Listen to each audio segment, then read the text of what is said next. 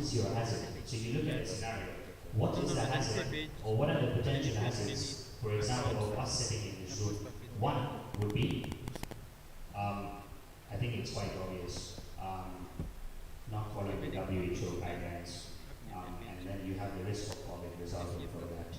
Two, identify the potential hazard mechanisms for hazard exposure and hazard consequences. So how would this risk of COVID-19 actually be, how would it be expanded, or how would it be made worse? It's, I think, if you don't wear your masks or you don't practice the WHO guidelines which state social distancing, then that's one of the ways in which the risk can be transported.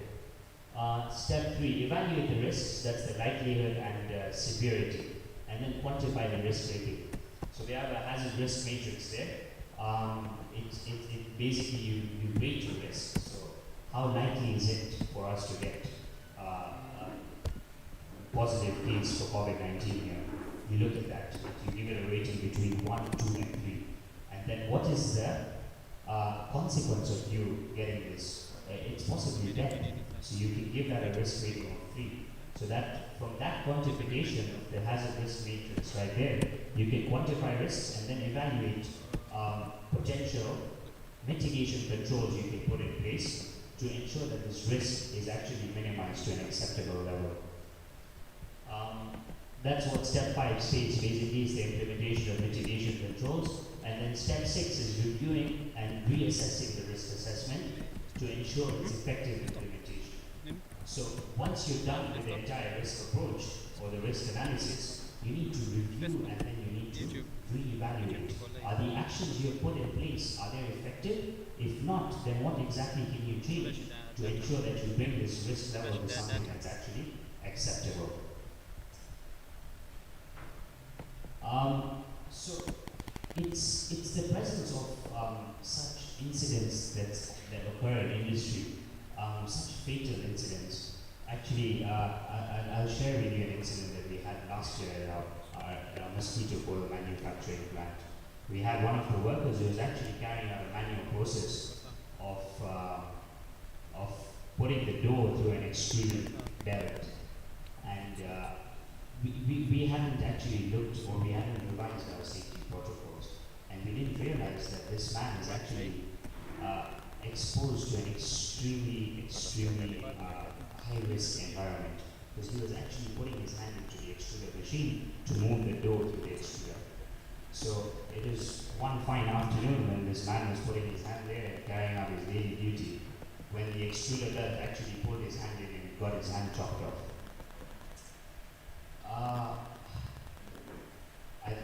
I personally, I've never witnessed such an incident, and it was quite heartbreaking.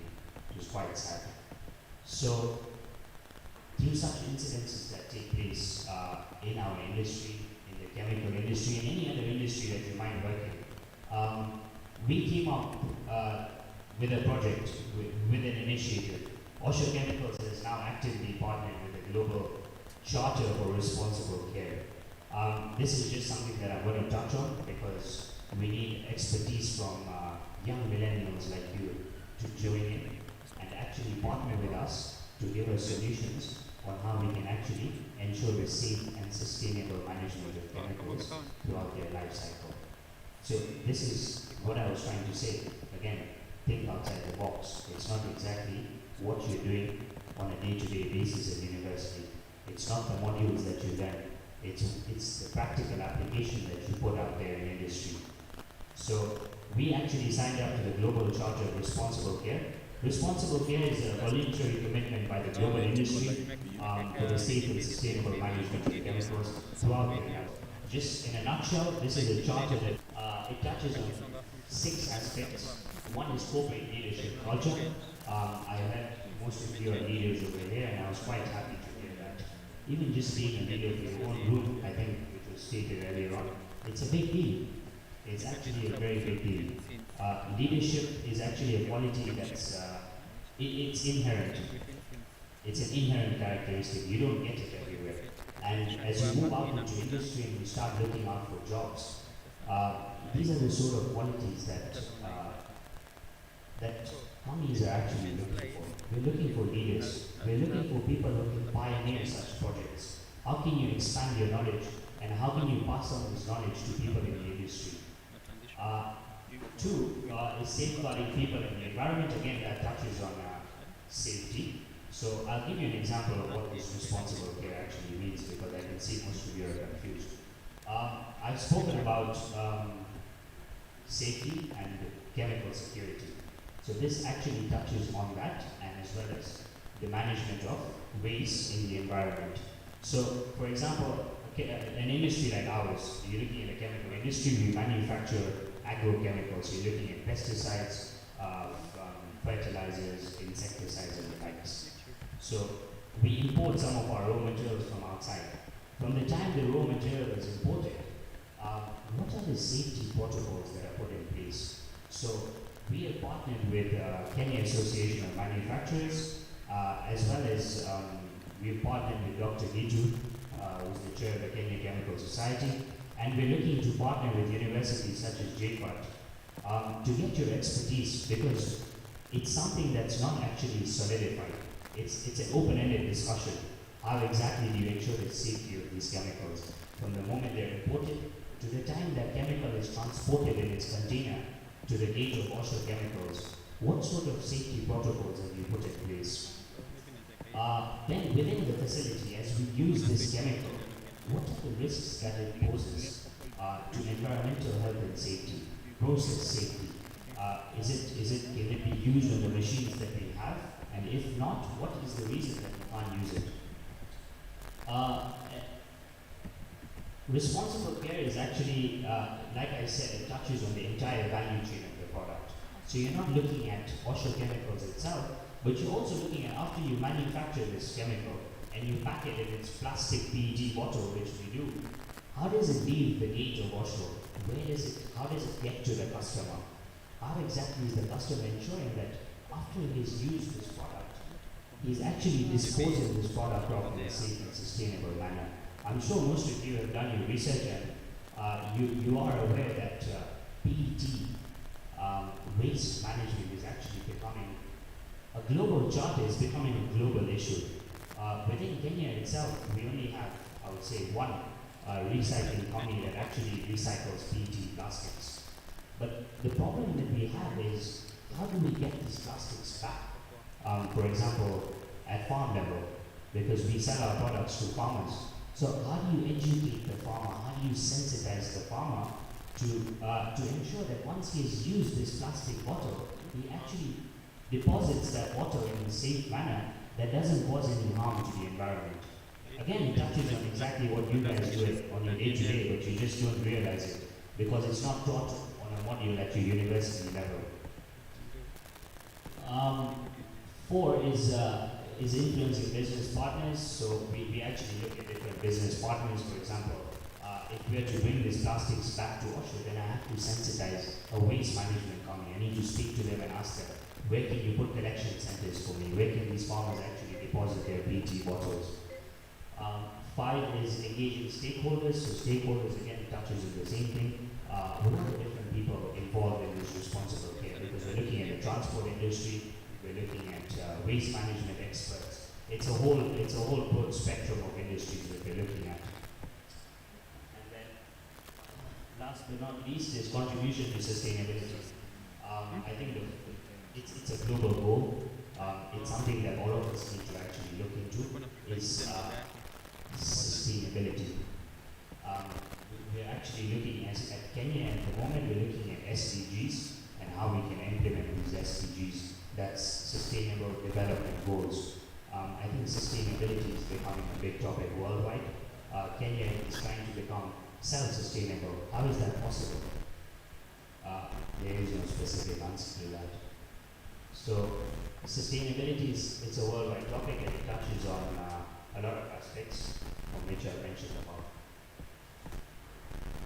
These are the different codes of responsible care, so you can see where you can probably fit in. There are different codes and there's different expertise you can get in this field. You have pollution prevention, again it touches on you in somehow or the other. You're looking at process safety, which touches on an engineer like me. How do I ensure that my process is safe and how do I ensure that it's sustainable? You're looking at distribution, which I said was the transport system, employee health and safety, community awareness and emergency response, product stewardship, and then chemical security, which I've touched on one of the aspects, which is chemical security, because we don't have time. However, if you are interested, I think we'll get into partnership with most of the students here to carry out research on the different codes.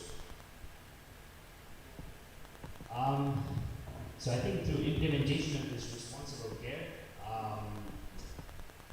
and not only through implementation of this, but as you move out into the industry, I think this is a very important slide, which I actually had to drop on. I actually dropped it on this morning because I found it very important for young millennials like you. Before you implement anything, before you start a project, before you do anything of any sort, I just want to ask all of you, if any of you have heard of the PDCA cycle. You can just raise your hands if you have. The PDCA cycle, what you're saying up here, plan, do, check, act. No? Okay. So as you move into industry, this is one of the first things that I'd actually learned. I was at the same stage as you, I didn't know what a PDCA cycle was. But throughout my experience, my work experience, I realized that it actually holds a lot of importance. Before you start anything, or even as you carry out your daily tasks at home, when you're helping your parents, when you're doing any sort of activity, if you can implement this cycle, I think you'll be successful in anything that you do. So the first stage is plan. How do you plan? What are you planning for? What are the risks you're looking at when you're planning something? 2, you do it. You physically do the activity that you had planned for. For example, in my case, I had a responsible care. I come up with a project charter in the planning stages. I forwarded it to the management, and they were happy, and they told me to implement. So the implementation stage is actually the do. You do the physical activity. It doesn't stop when you do something. A cycle doesn't stop when you do something. When you plan and you've done it, it doesn't stop there. For you results and for you to ensure success, you need to complete the cycle. And that's where most of you need to look into the check aspect of the PDCA cycle. So once you've done something, you need to verify the results. When you're working in a lab, for example, before you use any sort of equipment, you need to verify the equipment to ensure the validity of the results. You need to ensure that the test methods that you're using are actually valid. You validate the test methods that you use, you validate the equipment that you use. So that's where the check aspect of the PDCA cycle comes. And then you act. So act is when you go through the validation and verification process, what exactly are the problems that you encountered? For example, you carried out a chemical test analysis in your lab, and then you came to find out that the measurement uncertainty or the validity of the results was... Do now? Do you submit that report to the customer? In my case, we have a product development lab. So the product development lab will not submit those results to production for me to be able to convert that batch commercially, because the viability of the results are not valid. So what do? You move into the act stage now. So you act and you trace back all your records and you see where the possible issues were and how can you implement those track changes to ensure validity of your results. So please keep this in mind as you move out and you move into industry. This is something that we all use. It's a tool that we all use and it's actually deemed successful. These are just some posters that I developed, like I was explaining. We're looking at the entire value chain of a product.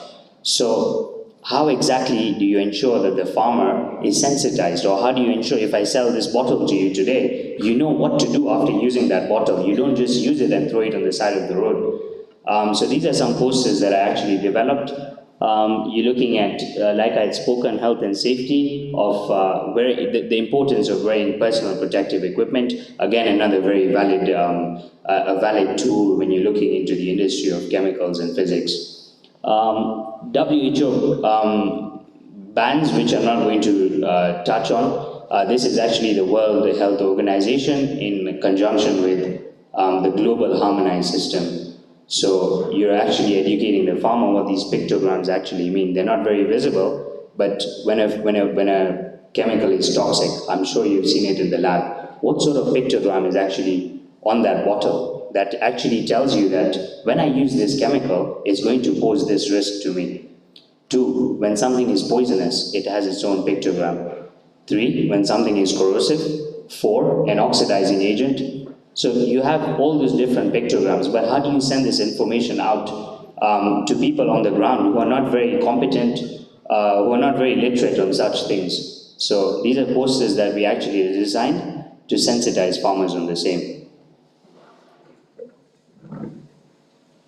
This is the responsible use of pesticides. How exactly do you safely store pesticides? For example, we at Osho Chemicals, we have animal healthcare products and then we have fertilizers. So when you're storing these chemicals in your go down or in your warehouse, how exactly do you ensure separation? You can't put a veterinary product on top of a herbicide because there is the potential of a leakage. So if you get a leakage of a herbicide on top of a veterinary product, you're looking at killing the animals. So these are the sort of things that we look at. When you're transporting these chemicals, as they leave the trucks, we have outsourced contractors for our trucks. When they leave, when the trucks leave Osho Chemicals, what sort of pictograms are put on those trucks? I think these days you don't see any sort of pictograms put there. For example, when you're looking at an LPG gas container that's moving on the road, you probably see the flammable gas. You say, don't stand here, or you see spikes on the side. So I think that's the only thing that's been implemented so far. But when you're looking at other sorts of chemicals, we don't have any sort of expertise. 3, when you're using the chemical, what sort of personal protective equipment do you use? It's very important, and that comes down to, again, what you've learned. If you don't know your chemical, if you don't know ammonium nitrate is flammable, then you can't sensitize a farmer on the same. Again, disposal into the environment, because I said it's throughout the value chain of the product. It doesn't just stop at manufacturing at Osho. We're looking at outside Osho now. So once the farmer is done, how does he actually work on it? One really interesting aspect that I came across during this study was recyclability, because I have a specialization in sustainable energy. The products that we have are actually contaminated. Contaminated in the sense, it's not water. So if you have a plastic water bottle from which you drink, then you can easily call back that bottle and recycle it. But in our case, it's not the same, because we're dealing with really toxic technicals. We're looking at 97% above technicals, which are extremely injurious to health and very toxic. So when we call back these plastics, how do you decontaminate this chemical from the plastic? And how do you ensure, because before you recycle, you have to ensure that it's decontaminated. So I looked into a technology called the triple rinse technology, which is currently the only technology which is viable in decontaminating the plastics before you can actually recycle them. It's a very simple technology. You put in water into the bottle, you shake it once, you rinse it off, you shake it twice, you rinse it off, and then you shake it the third time. And we carried out tests in the lab to see the chemical concentration percentage, and we saw that it was actually negligible. So these are the sort of researches that we're doing, and this is where we call on expertise such as yours to help us and to partner with us to give us viable options in the industry. So, I might have bored all of you, but like I said, for me, I think it's quite important when you come into industry, these are the sort of things that you'll see. And I'm sure most of you were waiting for this slide, which is majority of the reason why you're here today. What about your careers?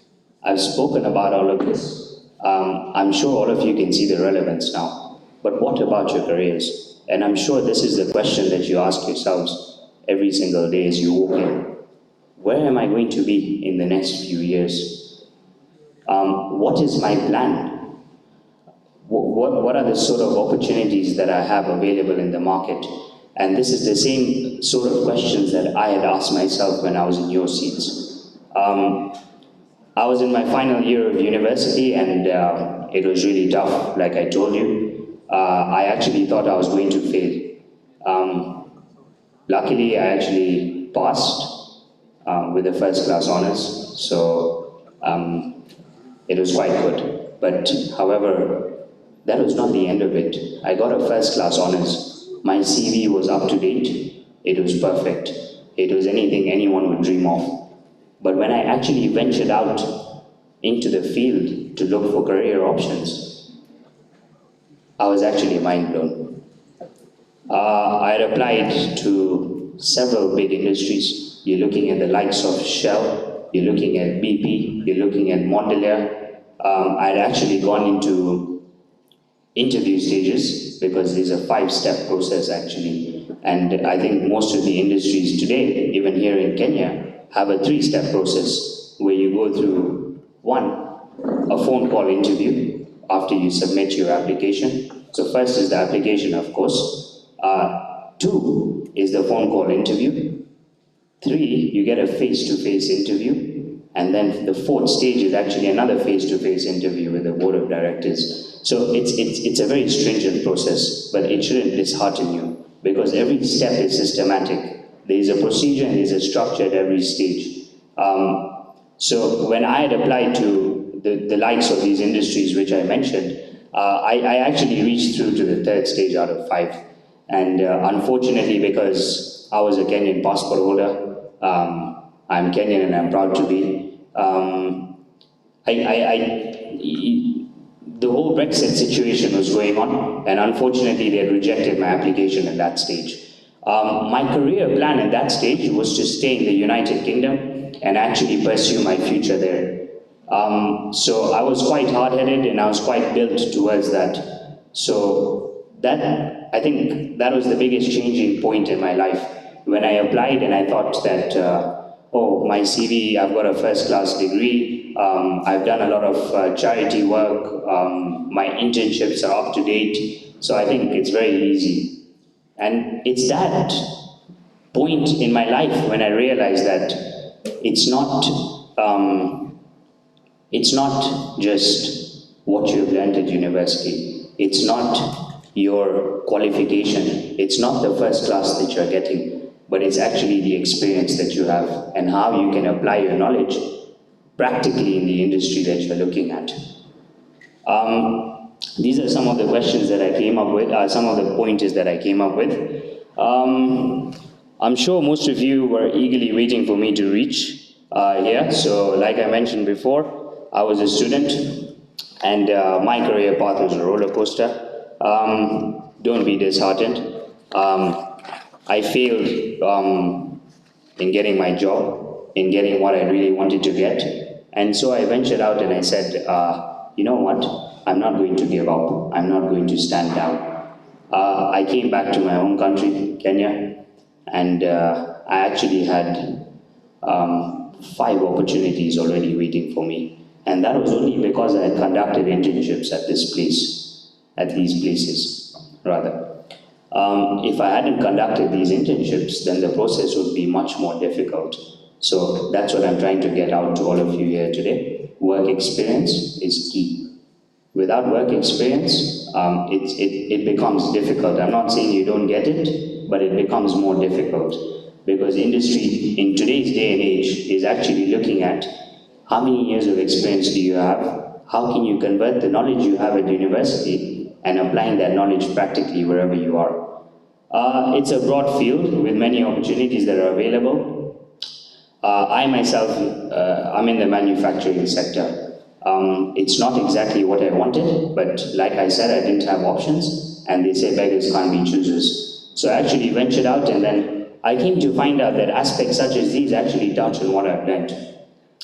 It's like I said, it's a dynamic industry, it's a broad industry. All of you are going to be graduates of science, which is what the world basically revolves around. Without science, you wouldn't be where you are today. Without science, things would not be naturally occurring the way that they do. You wouldn't have the greenery that you see, you wouldn't have the birds that you see flying in the sky. It's all science. So there is a broad spectrum of opportunities out there. You have consultancy, you have risk analysis, you can even be hired as a health and safety committee member, these field work, you can be hired as a quality controller, you can be hired as a lab technician. So there's a broad spectrum of things that you can do. And you should consider yourself lucky because you're in the field of sciences. There's a lot you can do. Don't narrow your career options down to what you've done. So don't try and look for a job that's physically attached or a job that has the attachment or the name chemistry in it. It's not where it stops. When you look at risk analysis, and that's the reason I showed you that, it has a lot of aspects that come into play. A lot of aspects of chemistry, a lot of aspects of physics, in fact more than what you've learned even. Your undergraduate degree is very important and it gives you the basic skill set that you need before you join the workforce. But in our field, you must understand at this early stage that the buck doesn't stop with your degree, like I said. You have to be willing to continually learn and build your knowledge and skill set to suit the needs of the industry. It's all about career progression. Career progression comes with continual improvement, and that only comes when you actually are willing to continually improve yourself, learn more, gain more knowledge, partner with people, partner with industries, apply for internships. These are the sort of things that we're looking for when we hire graduates. We're looking at your willingness to learn, to continually improve. And I'm sure all of you out here are smart, you have very bright futures in front of you, and you're going to be the best in whatever it is that you do. Like I said, the industry is very dynamic. It's not only the demands of the industry, and that's the reason I touched on this very sensitive topic. A lot of the jobs that are coming up these days is because of the changing demand of the environment. It's a very sensitive topic, and I've placed enough emphasis on it. It's the changing environment, it's the dynamic environment, it's rapidly changing, and people are looking for jobs in such sectors because this is the future. This is where the world is moving towards, a cleaner, greener environment. All science degrees are largely theory, but when it comes to working, you'll notice the need to apply yourself and your knowledge practically in an innovative manner. You have to be up to date with technological advancements and ensure that you're well equipped to provide competitive technological solutions, and know that any work experience is good experience. Never turn down an offer, never turn down an opportunity. Every opportunity is going to have its fruits to bear. The best, I think, work experience, charity work, or working, for example, for an NGO, which is very rapid and which is very changing. That's one of the best ways to build your CV, actually, which is what I had stated earlier on. It's one of the best ways to actually ensure that your CV is actually very strong. It's work experience, and I can tell you from my experience.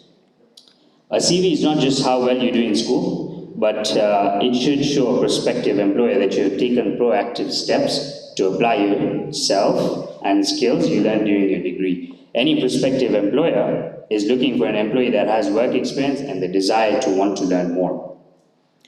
Go into any job you apply for wanting to add more value to the company. Think about ways in which you can be different. Think about ways in which you can set yourself aside from the rest of the crowd. And you have the skill set, you've been equipped. I mean, you're going to be graduates very soon. You're going to graduate from here. So you've been set, you've been equipped with the skill set. So think outside the box. Think of things which are going to make you stand out from the rest of the crowd when you're giving in your interview. For example, what I've spoken about today. If you go to an employer today and you speak about what I've said, I mean, don't go to any employer and say that, but it's a leading edge. It's an innovative edge. It's a technological edge. And it's going to give you a brighter job prospectus. The best way to access these job opportunities is attending fairs like this, number one, where someone like me will be able to educate you, and then you network. You get into contact you see exactly what it is that you want to do first. So before you actually apply for a job or you look for your potential opportunity, you need to have a plan in place. Looking for any random job just for the sake of it, because number one, it's going to cost you. You're going to land into a job that you don't like, you will work for 1 year and then you will leave. Then again, you will look for another job. It's because you didn't have a solid plan in place. Take your time. Take your time. And I can say that from experience. When you're, this is for the future, you should have a 5-year plan in place. Like I shown you there, the plan, do, check, act cycle. Plan yourself. Come up with an action plan. See what exactly it is that you're passionate to do. And then convert that into timelines. Don't be in a rush. Don't say that I've graduated today and I'm looking for money, so let me just quickly run into whatever it is. So I think in terms of opportunities, again, research is very important. Before I wind up, I have a small speech that I'd actually written, and I think this is what motivated me. Please bear with me another 2 more minutes as I wind up. I found that nothing in life is worthwhile unless you take risks. Nothing. Nelson Mandela said that there is no passion to be found in playing for something small and settling for a life that you're not capable of living. Now I'm sure in your experiences in school and applying to college and picking your major and deciding what you want to do with your life, I'm sure people have told you to make sure you have something to fall back on. But I never understood that concept, having something to fall back on. I never understood that concept. If I'm going to fall, I don't want to fall back on anything. I want to fall forward. At least this way, I will see what I'm going to hit. Fall forward. Don't look at something to fall back on. Fall forward. Without consistency, you will never finish what you do, and what you feel passionate about. Take chances and don't be afraid to fail. Don't be afraid to fail. Failure is actually your steps to success. There's an old IQ test in which there's 9 dots, and you have to actually draw within these 9 dots without lifting your pencil up. And the only way to do it was actually go outside the box. I'm sure most of you have probably done that. The only way to draw between those 9 dots without lifting your pencil up was actually to go outside the box. So think outside the box. Don't be afraid to think outside the box. Don't be afraid to fail. Dream big. Dream big. Have career aspirations. But dreams are only going to be dreams if you don't have any goals attached to them. Thomas Edison actually conducted 1,000 failed experiments. Did you know that? Because I didn't. Every failed experiment is one step closer to success. It was the 1,001st experiment which was actually the invention of the light bulb. You will fail at some point in your life, like I did, but accept it and move on. Learn from your mistakes. You will lose, you will embarrass yourself, you will feel disheartened at some point in your life. Fall back, stand up, and fall forward. It's not something that's, it's not a traditional message, I know that that's normally passed during a careers fair, but don't be afraid to fail and dream big. I think I've spoken most of whatever I had to. If there's any questions, I'm sure there'll be a time for questions and answers. Thank you very much. Like I said, dream big, fail big, but only dream big when you have goals attached to it. Thank you very much, and I'm hoping all of you the best in your bright futures. Sante Sana.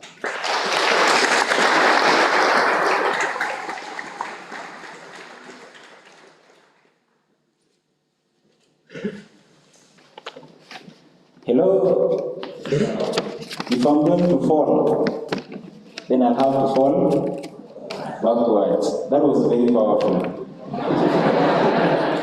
Forward. Not backward. Forward.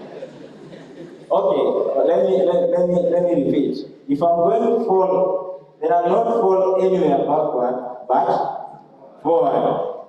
Okay, you can clap for me. Okay, let's appreciate our speaker, Mr. Ahmad. Yeah, thank you. Just to inform you, this event is actually live in all JQuat platforms. We have the JQuat media here, so you can visit the YouTube after this, or maybe, actually not now, but you'll visit later. But you can alert your friends to visit the YouTube platforms and other social media platforms. Now, we'll have to invite our next speaker, who is from National Nuclear Institute. When we hear about nuclear, we always think of Hiroshima and Nagasaki, right? For historians, I didn't do history, but I made that in my nuclear and radioactivity unit. So let's welcome Mr. Wilson Kairo.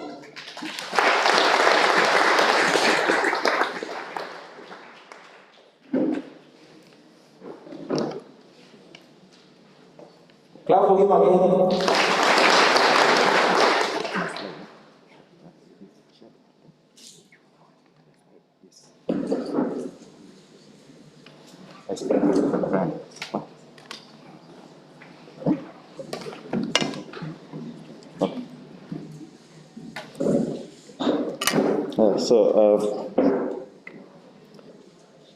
A very good morning to all of you.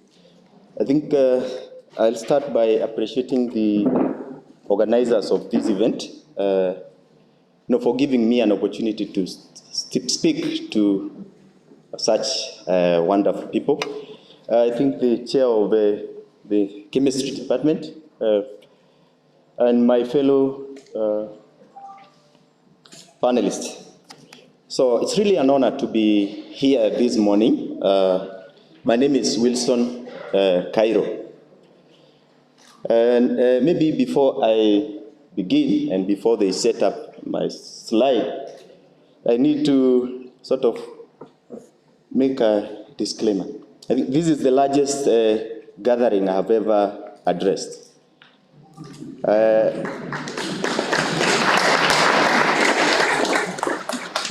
I am a Christian. I come, my church has 30 people. The last time my pastor told me to preach, on Sunday my phone went off and I didn't show up. So, but at least today I'm here to speak to you. I am also a graduate of this esteemed university. I used to sit somewhere around here when Professor Onditu was teaching us analytical chemistry. I think, analytical chemistry. So I graduated from this institution in the year 2009. And I really wanted to come back and work here. And I applied severally. And I think my mind and my brain was way beyond this institution. They never took me back. But I'm glad to be back to speak to you about your careers. And I don't know, as they still having some issues. Okay. As they set up, I would like you to try to imagine. How many here are from physics department? Yeah. So imagine you are out of this place, first class student, you go out there and you are hoping, that opportunities will just, be following you. But then 7 years down the line, you are still struggling to get a job. Yeah? And that is my story. I came here from 2009, and for 7 years, I was struggling to get a job out there. So I want to tell you that the hustle is real. Yeah, so are we there yet? So, and the only way for you to be able to, there are not many opportunities out there, but when you get out there, I believe every one of you will be qualified for most of these jobs, but you need to be smart. How do you make sure that 1,000 people apply, you are taking 10, you get selected for that job. Yeah? So, and I think that will be what I will be focusing on. What you need to do, how do you prepare to get that job? You have 100 students here, 1,000 students here, all qualified. They have the basic requirement that is required for that job. But how do you make yourself different from the rest? I think when you were here, we never had an opportunity to get people to speak to us. So we went out there and we believed that jobs will come looking for us. But maybe I'm here to surprise you that jobs will not look for you. You need to be smart. Okay. Yeah, so currently I am working at the Institute of Nuclear Science and Technology. I also happen to be the chairperson of the East African Association for Radiation Protection. Somebody said about nuclear and the bombs, but here we are talking about peaceful applications of nuclear science. So we have this association that deals with matters of radiation protection. So, and we have members drawn from the East African region. I'm the current chair. You can look at our website, is eaarp.org, and you can register as member. I think most of the talk that have been made, we said is about networking. Yeah? Being a member, some of these opportunities, you never learn about them until you belong to some networks. Begins opening up, getting information which is not out there. Yeah, so I did my first degree here in physics, and then I went out there and started looking for a job. But unfortunately, I think the first job I got from 2009 was 2011, which was paying me 8,000 shillings. And I could not afford even to pay for a bus to go to work. So I went to my brother and borrowed a cycle. So I used to cycle every morning to work and back. But even with that, small job, it opened my eyes. I had friends, people working with, they tell you, there's an opening here. And that way, while I was working there, I got an opportunity. The Ministry of Energy, they advertised for some scholarship to do masters in nuclear science. I applied and was admitted at the University of Nairobi at the Institute of Nuclear Science and Technology. I did my master's, completed, currently doing my PhD. So hopefully in 2 years' time I should be through. Yeah, so in a brief, that's me. So, and I hope, as I give my presentation today, I inspire, somebody that, life is tough out there, but you don't need to lose hope. They say, hashtag the struggle is real, but we also say hashtag God is also real, right? Yeah, I don't know what is happening with the technicians here. Yeah, okay, thank you. So, can go to, so that's my email address in case you need to get in touch with me. Okay, and that is the outline of my talk. I just give some introduction on where we are as a nation, and globally. Then I'll give something on planning a strategy for job search. You need a strategy. You need to be smart. The jobs are out there, but only the smart will get these jobs. The unemployment rate is going higher and higher, but still have people securing these jobs. So what do you need to do to secure some of these jobs? Yeah, and I think I look at some of those, what employers are looking in graduates. And I think I can't see most of that. But briefly, that is my outline. Let me see whether I can be able to have it on my mobile. So you can go to the next slide. So, and this is a screenshot from the Star. The headline is, government frees public service hiring for 3 years. Why? Because of rising wage bill. Yeah? Taxes and job freeze among demands for Kenya latest IMF loan. So actually in the first headline, for 3 years they stop of freezing the jobs until 2024. What does that mean to most of us? Now we are looking mainly in the private sectors. There'll be some few job openings in the government, and I think with the BBI, I am not making a political statement. With an expanded legislature, probably that will be extended to 5 years, because the wage bill will keep going up. So, but now we are graduating. Our parents, the society, they have very high expectation of us. Some of you, maybe you have parents who are looking forward that, once you graduate, get a job, support your younger siblings. And this is the problem we are facing in the country, sadly.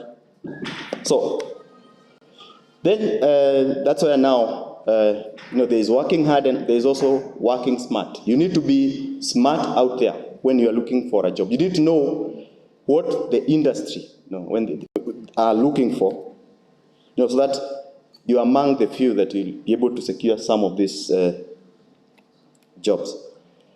I'm still trying to load there. You can go to the.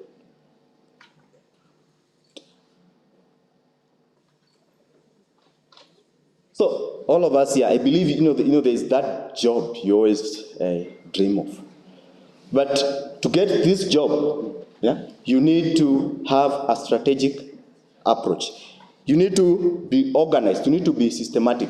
You don't just go out there and say, I have a first-class degree in chemistry from Jomo Kenyatta University. Industries will come running looking for me. So you need to get out there and work smart. Yeah.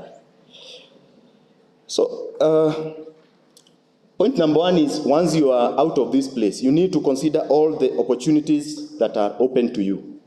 Yeah. So be it in the government, in the private sectors, in the government, in the private, and also I think Amar here, I think I got your name right. Yes. He talked about volunteering.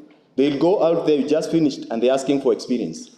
You need experience to get the job, but then you need the job to get the experience.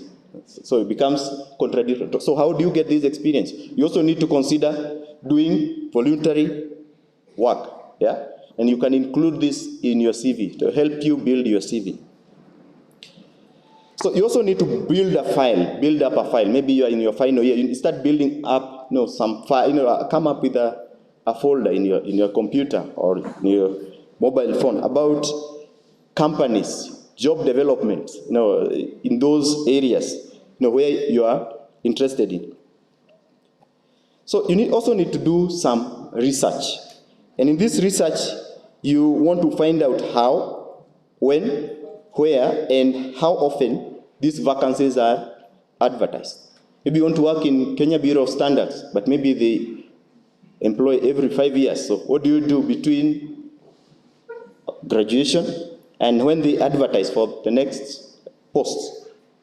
Yeah, so you need to do some research. I want to work in this institution, but how often do they employ? Then you need to ask yourself, do they recruit graduates? No. You are just fresh from university. Do they take in these people? And if not, what are the requirements? Where do I need? What are the channels I need to use to get to work in these companies? Then there are some essential qualities they are looking for candidates. Yeah.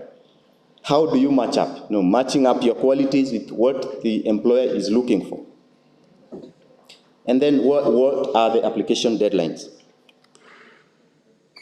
Then once you get most of this information and there are some openings, then you need to apply for these jobs and attend the interviews. So, and you need to keep a record of your applications.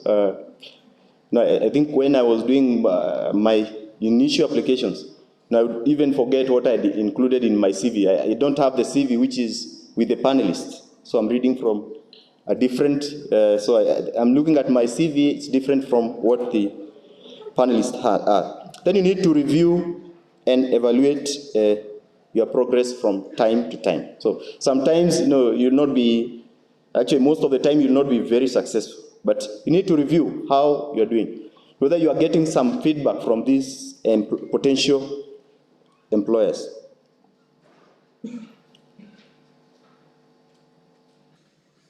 Yes, you can move to. Yeah, so information is essential tool in job hunting. So you need to find ways of getting this information. So where do you get this information? You can only get this information, sometimes in the newspaper, sometimes you'll get them in professional bodies and associations, you get them in the website, and in the internet. I think nowadays, the world is a bit open, you can get a lot of information. But when you look at this advertised job, you need to be realistic about your skills and experience. If they talk of 10 years experience, and you have none, you need to be realistic. Which jobs are you going for? Yeah, that's why you're saying you need to be working smart. So you consider your options realistically in context of current and future employment market. So you also need to look at the prospects. What are my prospects? I want to be in a certain level after 5 years. Where I'm in this place I'm applying. What are the prospects? Yeah, you can move to the next slide. So you need to do what is called a creative job search. You are marketing yourself. No, we have 1,000 people. No, why should I take you? You need to be able to market yourself. So sometimes they're asking for experience. You don't have that. So you can consider working part-time, to enhance your marketability. Internship. Through internship, you're able to develop your skill, expand your knowledge in this area. Yeah. So as I had said earlier, you need to think about doing voluntary work. And here you need to be clear what you are offering to do, for how long. You're not doing it for the sake of doing it, and what benefits. You want to volunteer in an area which will be able to build your CV or market you and enhance your skills. Then you need to find out about getting appropriate training or study with work experience. So I stayed for 7 years, as I said, but my first job, the first job I got, I never even advertised for it. I just got a call. And this was as a result of doing networking with friends. So in the University of Nairobi, they used to conduct some short courses and bring on board people from the industry. And when they came, I used to help, to volunteer, during these sessions. And then these guys, they identified, these are his qualifications during the training. So I'm just lying in bed. I didn't even have money to get out of the house to go to town. And I get this call. Somebody is asking me, can you fly to Mombasa tonight? I was asking, how do I fly to Mombasa tonight? And after, I couldn't believe, how. And then she introduced herself. We had met in this training, and we are having this project. Actually, they were doing the construction of the pipeline, the new pipeline from Mombasa to Nairobi. And we need a lead inspector in this. So, and that's how I got my first job. They paid for my ticket. I didn't go by road. They paid for my flight all the way to Mombasa. I had a driver waiting for me, from nowhere. And they're telling me, you find a driver, this is the number of the driver, he'll be waiting for you at the airport. he'll take you to the hotel. So networking is key. So, and also volunteering. When we are here, you need to, you go for some of these meetings, being a member of association, you network with people who are in the industry. Then you need to find contacts in the sorts of organization and job you'd really like. That's also part of the networking. But in addition to this, you need to develop an excellent CV. Yeah. Sometimes we are very poor at marketing ourselves. You need to be able to develop a very strong CV. Yeah. There's some things we don't consider them important. Yeah.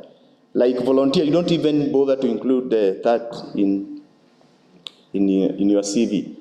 But for the employer, that additional, you volunteered, you are the leader of a certain group, it shows leadership, teamwork and so on. So you need to develop a strong CV. Yeah, and the way you can do this, there's a lot of materials available online. Sample CVs, look at people who, CVs of people who might be working in a field related to you. And you also have platforms like LinkedIn. I don't know how many of you are in LinkedIn. Eh? So you can be able to network with other people. Besides the physical networking, you can also be able to connect with other people. Find out if I want to join in your company. What are the requirements? Then use these contacts that you made to carry out. To get opportunities for employment in these areas. So then move to the next slide. Now, there's also the issue of finding vacancies, and that's where networking is important. In my case, the job was never even advertised. So if you are just somebody sitting somewhere, I had to fill, just to make it formal, I had to do an application after I got the job for the record, for auditing purposes, that this guy applied for the job, he got interviewed. I think they even did maybe some minutes. Yeah, so we have two types of jobs. There are some jobs which will be open, they'll be in the newspaper, on the social media, on the website, but we have some job opportunities that are hidden. How do you get to know about these hidden opportunities? So here, 7 out of 10 jobs are hidden and they never get advertised. Probably due to administrative burden, you apply, there are a lot of graduates out there, you get thousands of applications, how do you process all this? Yeah? Or the cost implications. So sometimes you'll have, you'll have some people who are doing internship, eventually you hear somebody got employed, he volunteered, they say, why do we need to advertise? Seems to have the required basic knowledge, skills, yeah? So, number one is to use speculative approach. So, if you want to get a job, number one is to use speculative approach. You don't have to wait for a job to be advertised. Looking at a company, they're expanding, they are opening a new department, or somebody is about to retire, or somebody retired last year or about to retire, you can send in your application. Then number two, you use your networks, social networks. Nowadays we have a WhatsApp group, this association. I believe you have an association of chemists, yeah, and they have a WhatsApp group where you get most of this information. And of course, there's the newspapers and professional association. We have the internet, social media, and finally, voluntary work. Actually, majority of people, they start working as volunteers and eventually get full employment. So when I got the job in Mombasa for the construction of the pipeline, I was volunteering at the University of Nairobi. When there was an opening, they called me back to come and work with the university. So I was still working in this company. So I wrote a resignation letter and gave a notice, 1 month notice. So that time, our office was in Voi. So the boss called me and he told me he want to see me over the weekend. So I explained to him, I've got a job at the university. So it comes with career progression. I want to pursue my PhD. And okay, I did not tell him it was paying. I told him it's a PhD. And that's why I feel, I would want to grow in the future. I don't want to be just in the industry. I also want to further my studies. And he told me, actually, you don't need to resign. So go to the university, find the schedule, and then you work with us as a consultant. So I went to the university, signed the doc. I did not even wait for 1 month. I took the offer, started getting salary from the university and the salary from the industry. Yeah, so because when I was working in the university, they don't want, they know this guy, he understands the lab, he understands what we do. So actually, the way the advertisement was made, sort of kicking out most of the people. Yeah. So doing voluntary work also, can also help you first get the required skills and expand your knowledge, and also secure some of these jobs. So when the employer is advertising for a job, I think you can move to the next slide. Not very visible.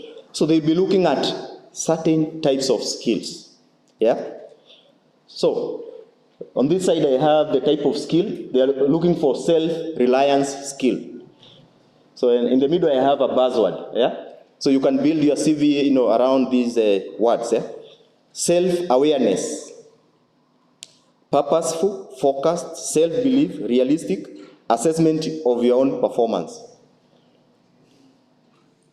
So, and on this side, I have examples of how such skills can be developed. For instance, you are carrying out self-directed projects, yeah? Proactivity, willingness to learn, yeah? And when you're applying, you should be able to provide evidence, you don't just say, I am very proactive, So you should be able to provide, support your skill. So we're looking at self-awareness, proactivity, willingness to learn, self-promotion, remaining positive and persistent and ambitious, and being able to accept responsibility. Yeah? What about your problem-solving skills? How do you approach problems? Yeah? Planning for action. Yeah? And you can say how you are able to, demonstrate that you have these skills. So they'll be looking for the next slide, people skills. And people skills will be looking at teamwork. Yeah? So for instance, you are leading a team of 10 people. That sort of shows teamwork. Interpersonal skills, being an active listener, being cooperative, and so on. Oral communications. And of course, they'll be looking for leadership and customer orientation. Most of these companies, they are making products for customers. You need to, and there is competition out there. So if the customers feel dissatisfied by the attitude of the employees, no matter how good the product is, might end up losing your customers. So I think I'll skip some of this. So you need to match. You can go to the next slide. Move to the next one. So I'll share this. I leave with the organizers these slides. They can share with you, and you can go through this. So how do you match yourself to a vacancy? So you look at the job description, what they are looking for, qualifications, experience, and geographical location. So whether you are willing to move from Nairobi to Kisumu or to somewhere else. Prospects, so in the future prospects, the salary. So, and if you are interested in the job, then you match yourself to the requirements of the job and judge whether you want to apply for the job or not. So I just give an example of how you match yourself to the job in the next slide. So probably they've asked, they require somebody with marketing ability. Or just give next slide. So they ask ability to work on your own. So where is your evidence that you're able to work on your own? So you can have maybe from recent employment, current part-time study or volunteer. So, and you can give, like here we have, I have worked and supervised as a treasurer for a local resident association, and been able to meet some of the deadlines. So move to the next slide. So you also need, as we said, you need a good CV, and I have highlighted some of the parts of a CV. The CV should contain essential information about yourself, and should give reasons to what skills and information the person has. So you'll get this. I think go to the next slide. We have what to include in a CV, and then you can go maybe to the last slide. So that's, I want to leave you with the last slide. I think this will be shared because, for the sake of time. So when you get out there, when you graduate, number one, you need to stay positive. No matter how many jobs you apply and get rejected, you need to remain positive. Yeah. Number two, you need to network. You say that, we have some hidden jobs. Without these networks, you'll never learn that these jobs exist. Then you need to be open to flexible working. So you don't be very rigid, I can only work within these parameters. Then you need to do your research. And finally, you need to keep trying. Keep trying. So no matter how many applications you've done and you are not getting any response, you need to keep trying.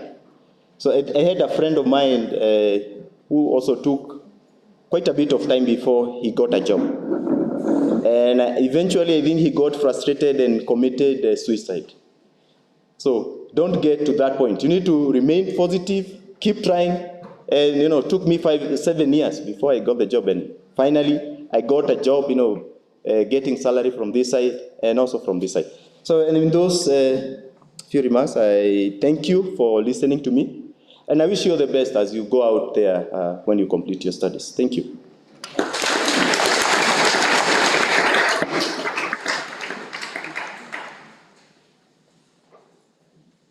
Yeah, we can clap one more time.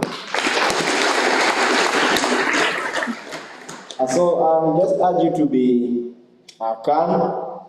The refreshments are also coming. You are very serious school, so don't get so tired in your heart. So, yes. Let's welcome Mr. Kelvin Owiti, who is the TopServe Limited. He's from TopServe Limited, which is an agrochemical-based company and a coordinator in the Kenya Chemicals Society. Let's clap for him as he comes.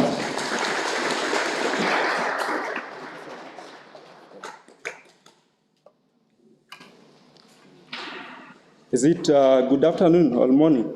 Good morning. Yes, I'm Kelvin Owiti. Actually an alumni here.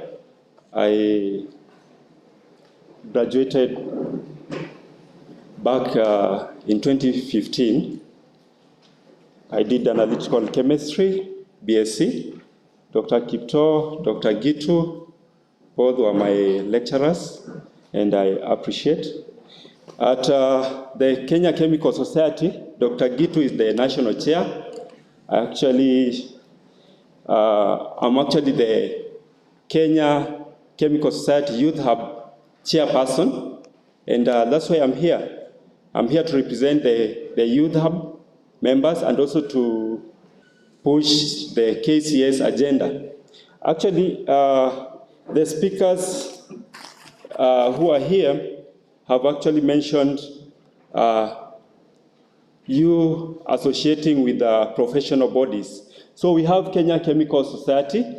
This is a professional body for chemists, and chemical sciences individuals in the field. So those who are here present from these chemical-related fields, actually, I'm here to push the agenda of Kenya's Chemical Society, and you need to be members. You need to have your network rich. You need to network. So Kenya Chemical Society comes in. Yeah, I'll present for the Youth Hub. Maybe probably you go to the next slide. So KCS as a professional bodies has some 4 principles, the pillars that actually led to the formation of Kenya Chemical Society. That is to promote diversity and innovation through research and technology, and advocate for chemistry, as you are in the chemistry and chemical sciences field. So KCS advocates for chemistry. Then the last, science, education, and workforce. Under science and education workforce, enabling lifelong, strong, inquiry-based science education for everyone in both formal and informal settings to improve scientific understanding to all citizens.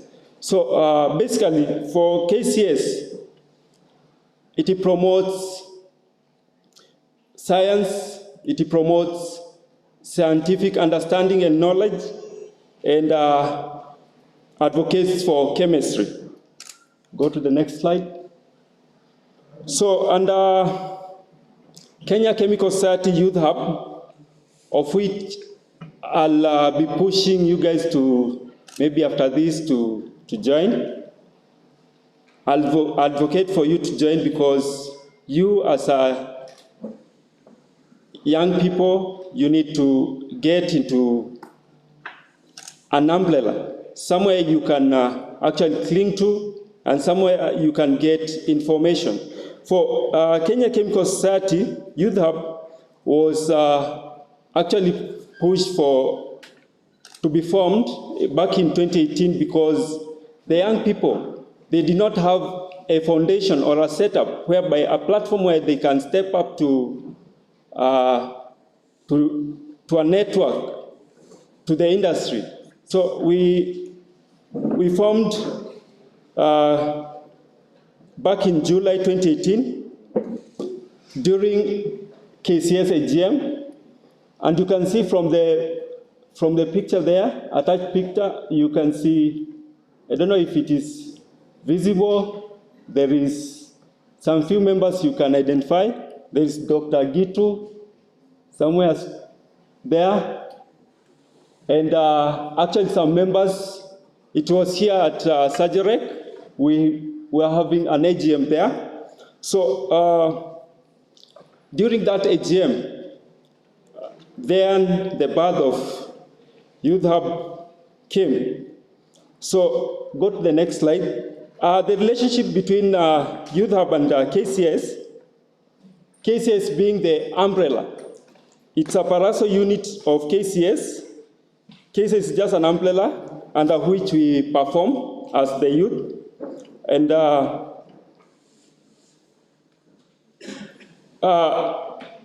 KCS help the youth to form projects and also push for the youth agenda. And the youth agenda here basically will be something related to where you can be attached after your studies. So you need a platform where you can get information. So KCS advocates for the youth and its related projects and much more. So we are privileged daughters of KCS. Under KCS, there are different chapters. We have Nairobi chapter, we have Western chapter, we have Mount Kenya region chapter, So, but the Youth Hub, it's not a chapter. It's just a unit under KCS for the youth to actually have a platform where they can have their say. Next slide. So, who are the members or membership into KCS? Any chemists, that is chemical sciences, individuals or anyone in a related field under 35 years and can be a member of KCS. Each KCS chapter can have delegates to the Youth Hub, and membership interest varies from assessing information, that is one, searching for employment opportunities, acquiring employable skills, and acquiring employable skills. Basically, KCS, they do a number of activities. And if you are a member, a bona fide member, you actually get at a discounted rate or even at free of charge at times. So you need to be a member because these trainings, like the previous speakers here, they mentioned, he mentioned about chemical security program. KCS, in conjunction with OPCW, CSP, they collaborate and actually they train. I understand Dr. Gitu at one point back in either 2012, 2013, he went for an advanced training at OPCW.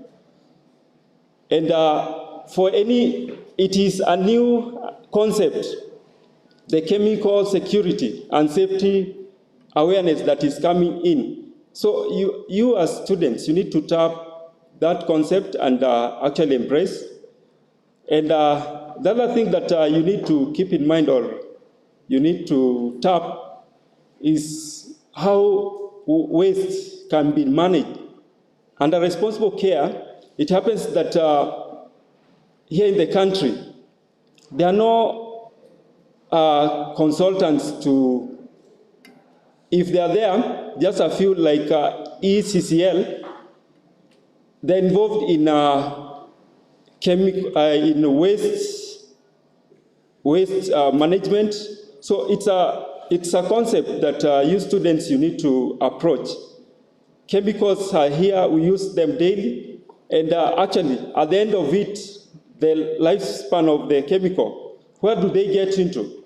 So you need to have some concept on how we can approach and the safety of this waste. So, next slide. Under the leadership or the executive and Youth Hub, I'm the chairperson, Kelvin Owiti. We have our vice chair there, Victor Odongo. Then we have Secretary General Peter Msau, Treasurer Jenny Geshoke. I believe a number of you might know her at the department. She's here a master's student.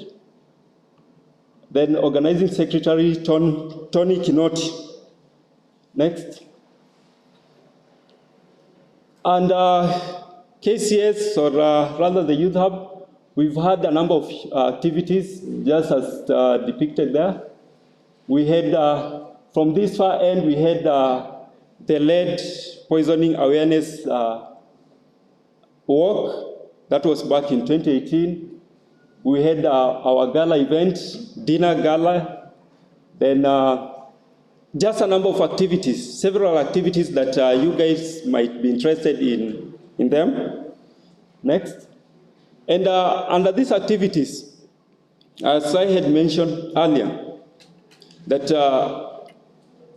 once you become a member, once you're registered and you pay your annual subscription, you actually get some of, attend these activities free of charge.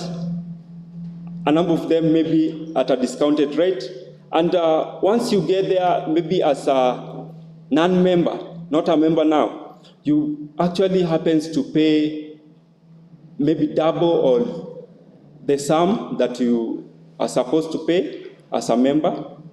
So it is of interest for you to join and enjoy all these activities, trainings, workshop, conferences, and maybe getting into the activities that are laid out in the set. So these are some of the highlights on previous and some postponed as well present KCS activities. Last year was quite challenging to actually do some of these activities. Like number one, you can see we had Nairobi chapter environmental law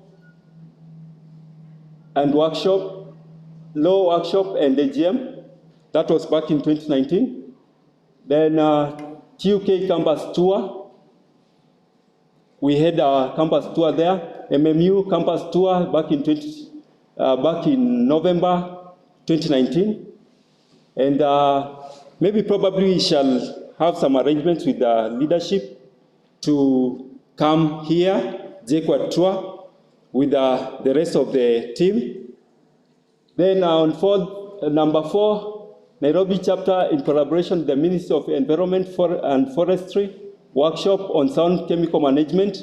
You can see chemical safety, just anything chemical safety and security, it's a new and emerging issue that you actually need to see yourselves learning or participating in these activities, getting to know more of chemical management. Then last year we had planned, KCS, the GC had planned an international conference, but due to COVID, it was postponed. Maybe it will be communicated to you. So all these activities, when you get to these conferences and workshops, probably in your CV, just mentioning that you went for a 3-day workshop, 3-day training, or a week's training. A number of you don't know that the Royal Society of Chemists, actually in collaboration with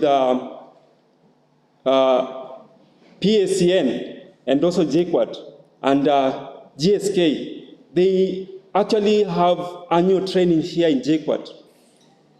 GCMS, LCMS trainings that you people might happen to get there and learn so much.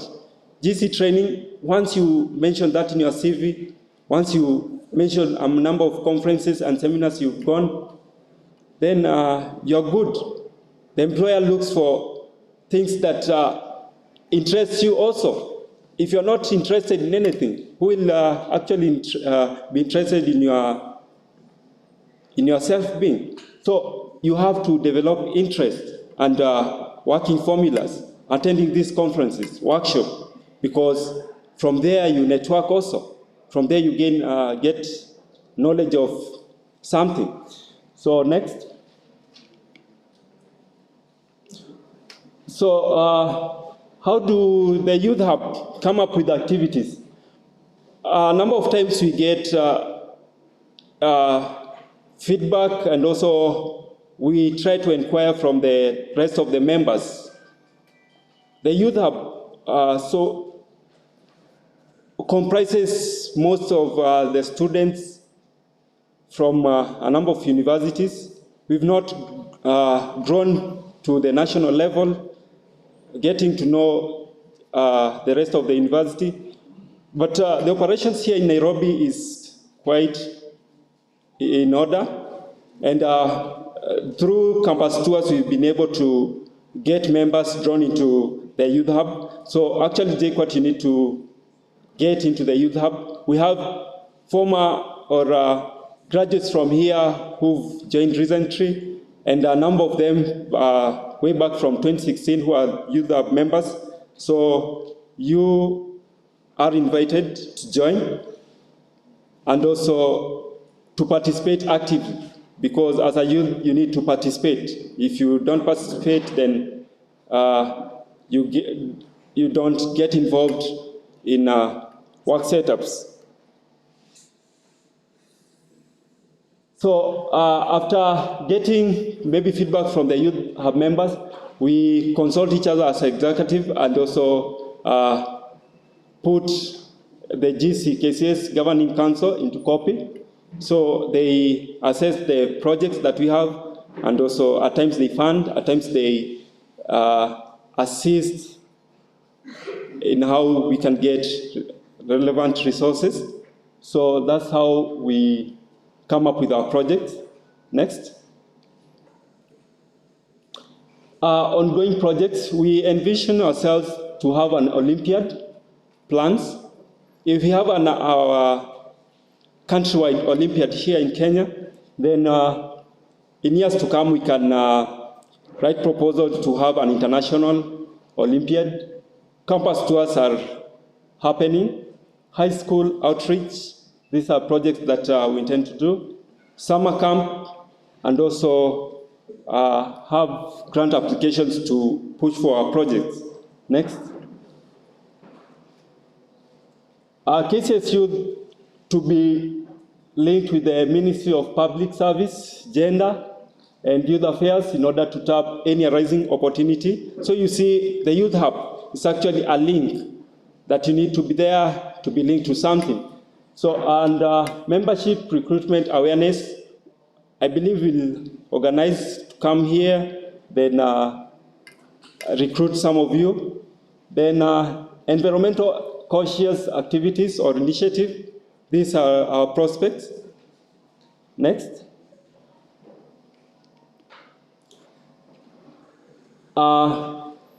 Upcoming projects, KCS Youth Hub Summer Camps, that was to be discussed. Kenya National Chemistry Olympiad, that's in the pipeline. Next. And KCS, in association with different organizations like OPCW, CSP, like right now, there is a training, not a training, like something like a module concept that participants are undertaking with, in collaboration with Sandia National Laboratories.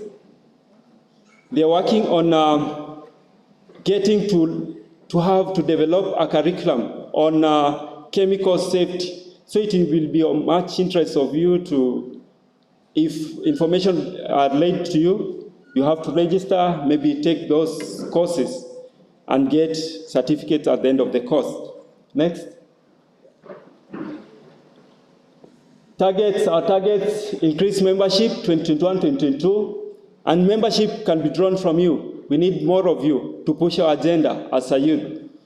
So increase business opportunity, create a forum under the KCS website for sharing information.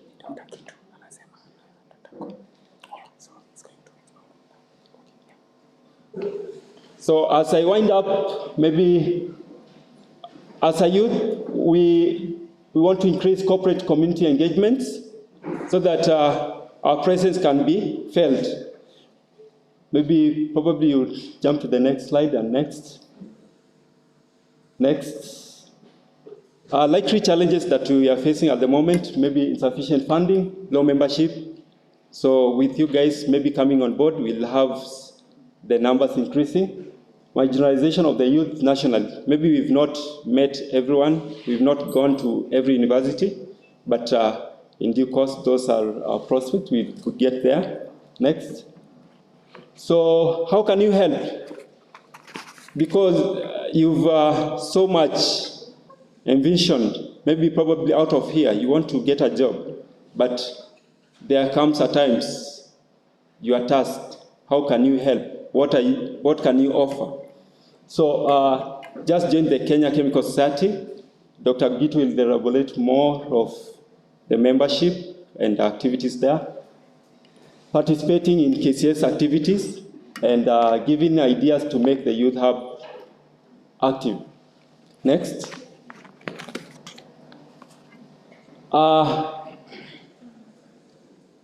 Why do we preach or spread the news that you need to join a professional body?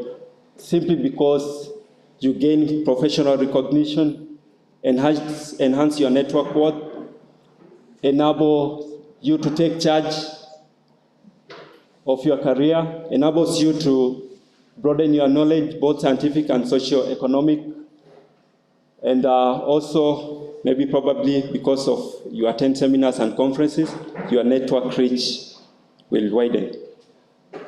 I want to say that I'm very grateful, I'm very honored to be here today, and also to have this talk today, and for the invitation. I'm really grateful. Probably after here, we'll have engagements with you and also try to share more on KCS and the Youth Hub so that you join us and we move together. Thank you so much.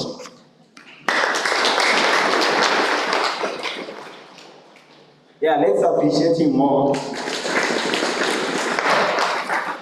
Yeah, you realize that we really have a number of speakers and we want to listen to all of them, so you bear with us. But at the end of it all, we'll listen to each and every speaker that is here with us. So, without wasting time, let me welcome now the chairperson for the Kenya Chemical Society, Dr.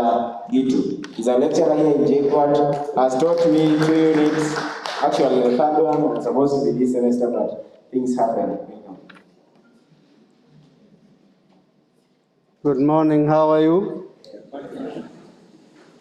Could you please just wake up and stretch?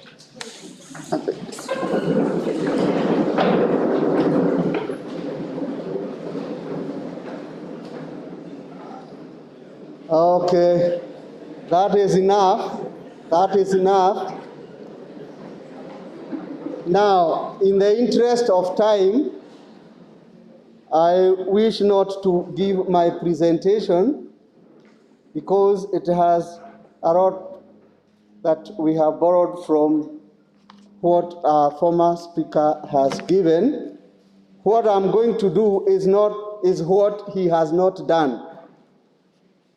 And what he has not done is to say, first of all, the job that he got in TOCSAF, it's me that linked him up. And there are other several students whom I have linked with the industry. And why is that? Why do we do that? First of all, let me say I am an alumni of JKUAT, of which I'm very proud to be. But I also had a passion, as I have seen with the organizers, of joining a professional society, which I joined some time back. And I have risen through the ranks until I have become the national chairman. And through that,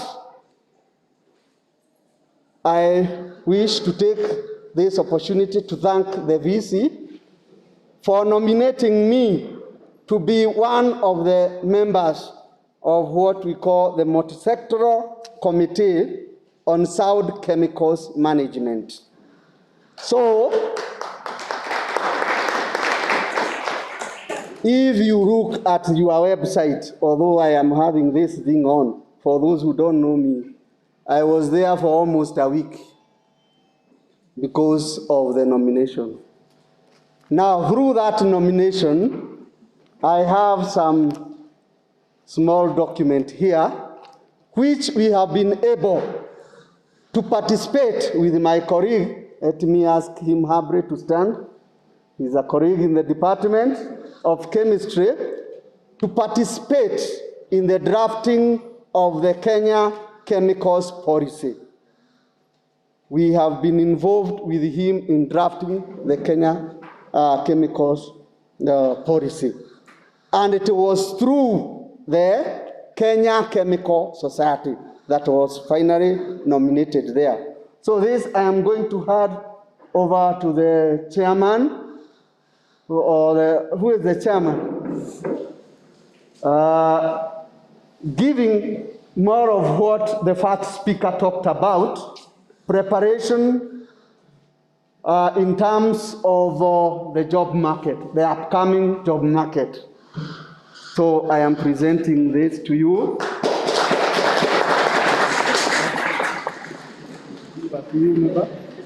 See what exactly it is. And before you go, I want to give you something here. I don't know whether I'm going to prick your chest. This one is an advocacy of reduction of the use of mercury. Okay? You can see I have the bigger one.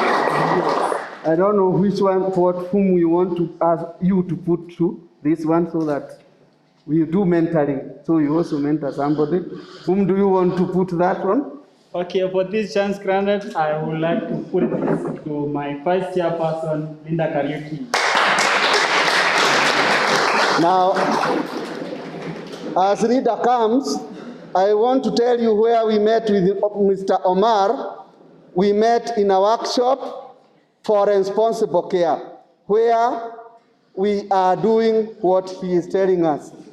Hey, Rita, make sure you don't prick Rita.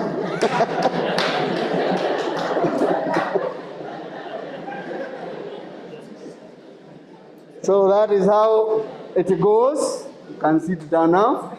I was telling you, we met with Mr. Omar during a workshop, a recent meeting, where the industry is really promoting responsible care, being a responsible chemist. Because if you are not a responsible chemist, in the entire life cycle of the chemical, then you expect there are some repercussions, health repercussions, and also in relation to security, what Mr. Omar said, we will be promoting terrorism.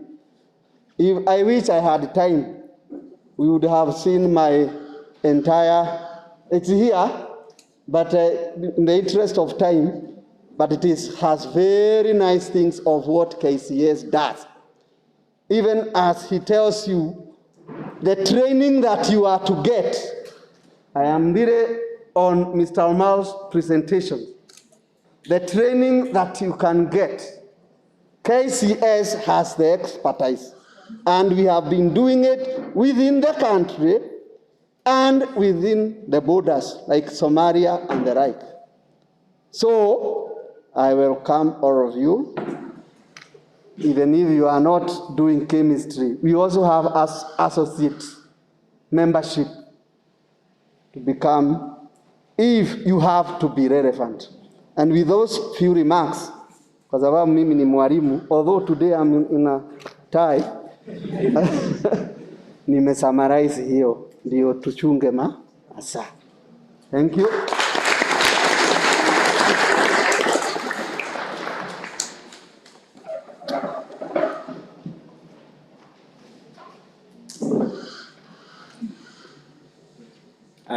Yeah, thank you. Thank you for your calmness. Let's appreciate Dr. Gitu again. So, because the School of Physical Sciences has two departments, we have physics and chemistry department. We have societies too. So we have the Society of Chemists and the Society of Physicists, right? Yeah. So I would like to invite both of them. I'm told the Society of Chemists has a presentation, so I don't know about the Society of Physics, but both of them are active societies in the School of Physical Sciences. So let's welcome all of them. Yeah. Welcome.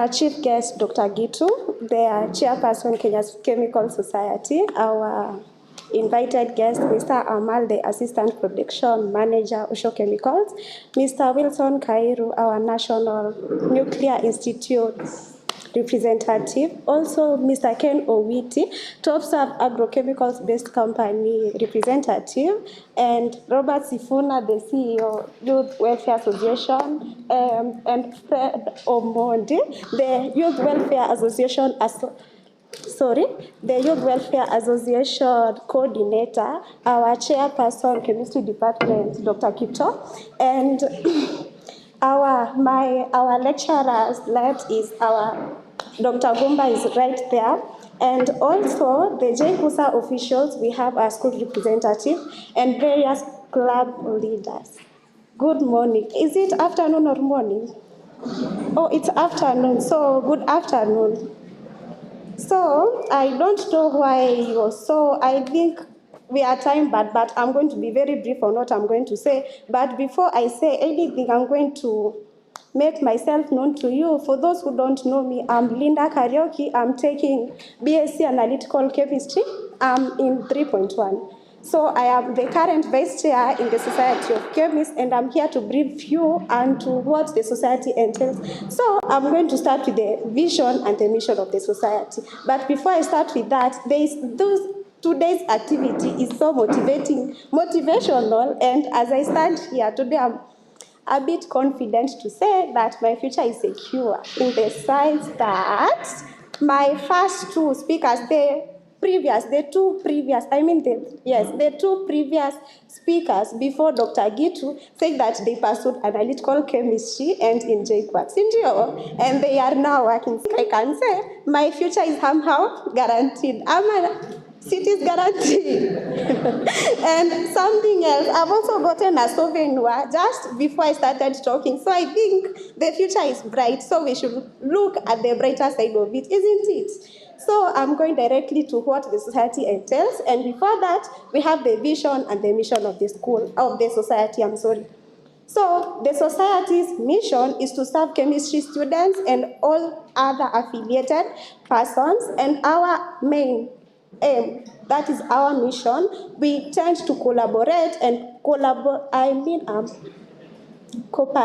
collaborate with other chemistry societies, industries, and other professional institutions. In our case here, we have the Osho Chemicals, we have the TopServe, and the National Nuclear Institute, isn't it? So feel free to partner with us. We are students, and also the KCS, you said that you're looking forward to partnering with the societies, isn't it? So we would like to be part of you, but I would ask a question.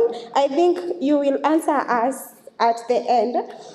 In the end, that is, you said that I didn't say of the membership fee or something of the sort, and I'm tending to imagine, you see, there was, even right now, there's like a food crisis in the university. There are problems. Like, comrades, we don't have that money in the world. You get me, Cindy? So I think you should subsidize or you waiver the charges you give unto us, because we are willing to participate in that.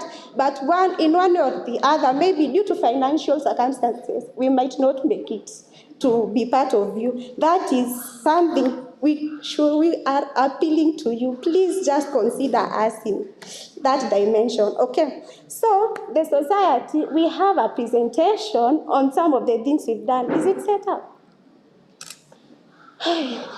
Yeah, we have a society presentation, and mostly we are going to concentrate on our achievements.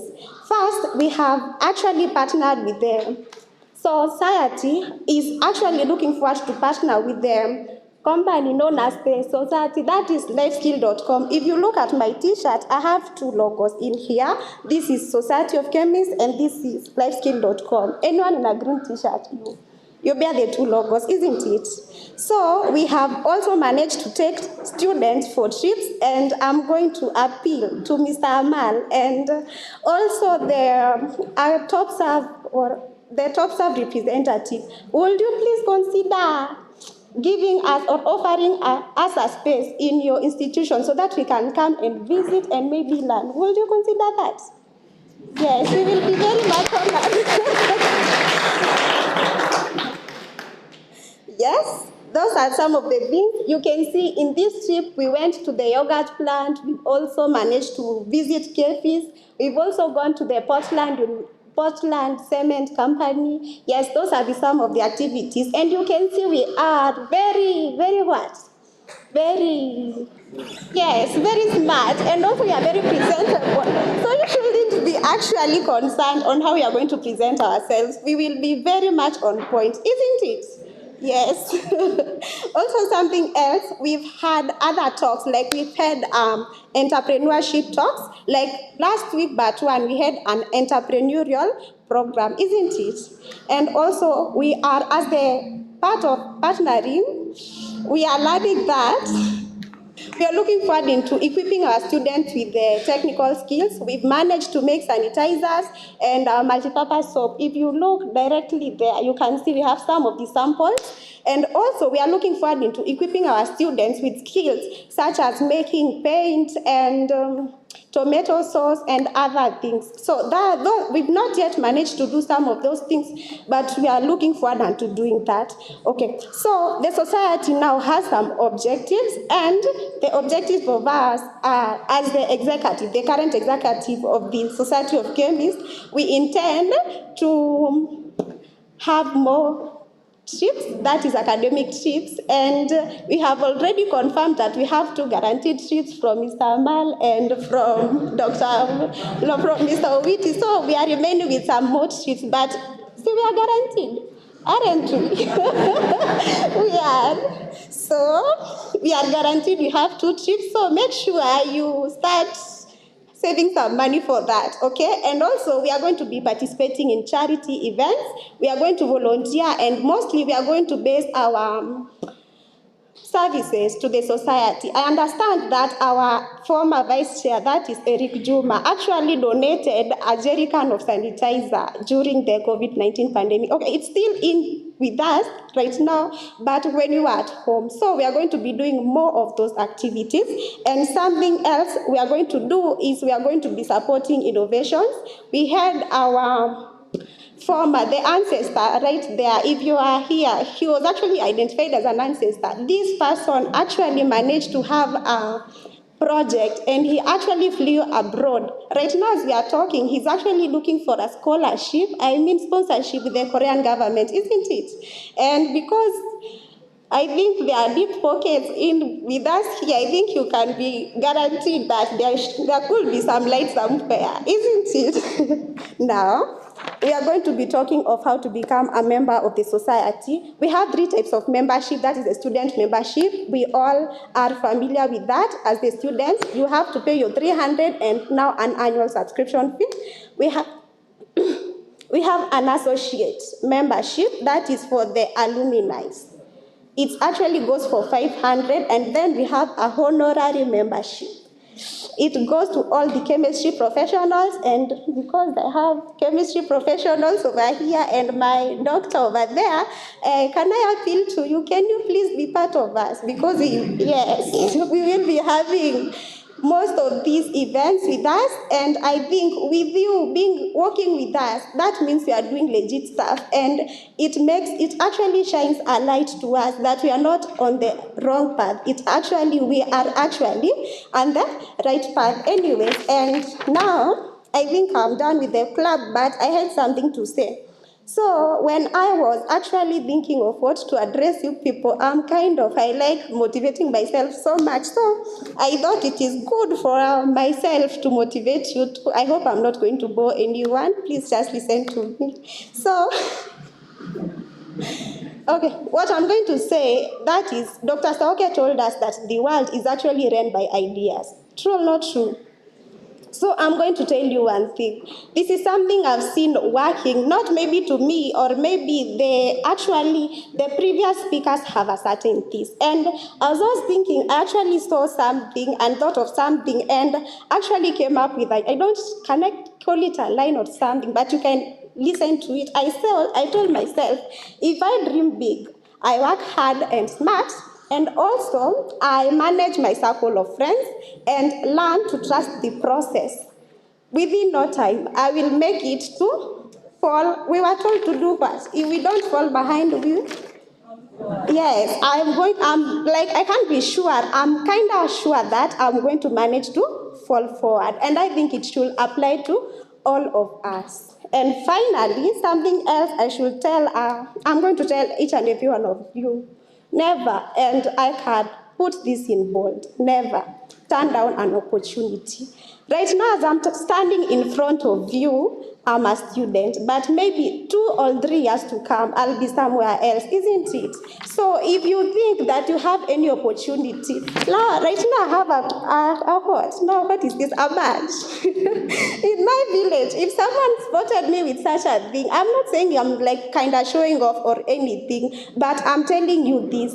Whenever there's an opportunity maybe comes once in life, but never let an opportunity go. Sometimes we let opportunities go because of maybe fear or something else. But one thing, let's allow ourselves to fail as much as we can. And after failing, we are going to learn. And after learning, we are going to make some very big milestones in our life. So I think that is what success is to me. So I'm going to leave you with that. Have a nice day.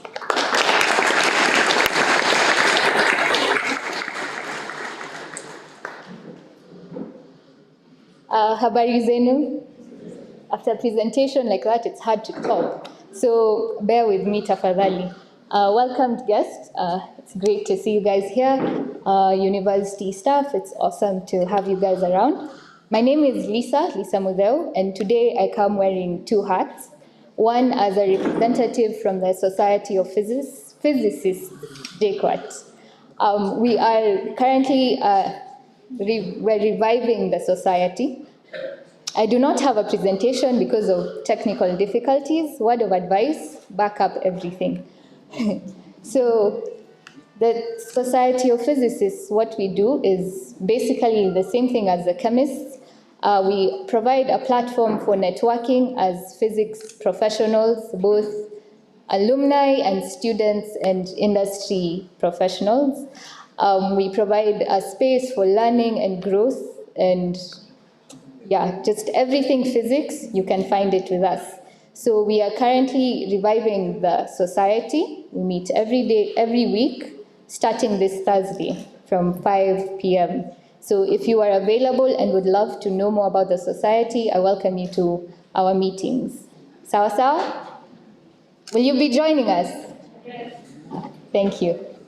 The other hat I'll be wearing is as a representative of IASTE. We had a presentation for this, but laptop issues. So IASTE is a worldwide association. It is the International Association for the Exchange of Students for Technical Experience. The basis of this association is to connect students around the world with paid internships during their university experience. So I know most people usually believe that internships are gotten after you finished school, and what you have maybe after 3rd year, after 2nd year is attachments, which are non-paid and are just for the experience. But with IASTE, we offer paid internships, the opportunity to have a paid internship while in your 2nd year, in your 3rd year, even in your master's, in a different country while learning a different culture. It's okay, you can just run through the slides. Learning a different culture, all while improving your experience in a hands-on environment. So as you can see, we are present in 88 countries around the world. You can just run through. Next. Yeah. So the main aim is to provide technical experience to you guys. So let's say chemistry, we have chemistry and physicists here, yeah? So it targets the STEM people, mostly engineering, computer science, physics, and chemistry. So what we do is we have, next please, next.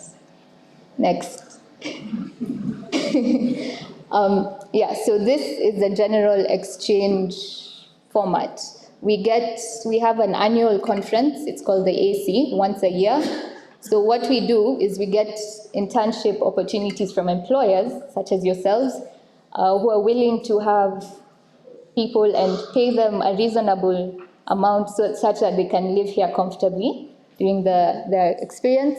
So we get those internships offers, we get applications from students, and we go with them to the annual conference where we now exchange these offers with others from other member countries. So let's say we get one from Osho Chemicals. So we'll go and exchange it with a member from, let's say, India. India is one of our very good partners, and they give us another one from either one of their schools or the universities or one of their employers.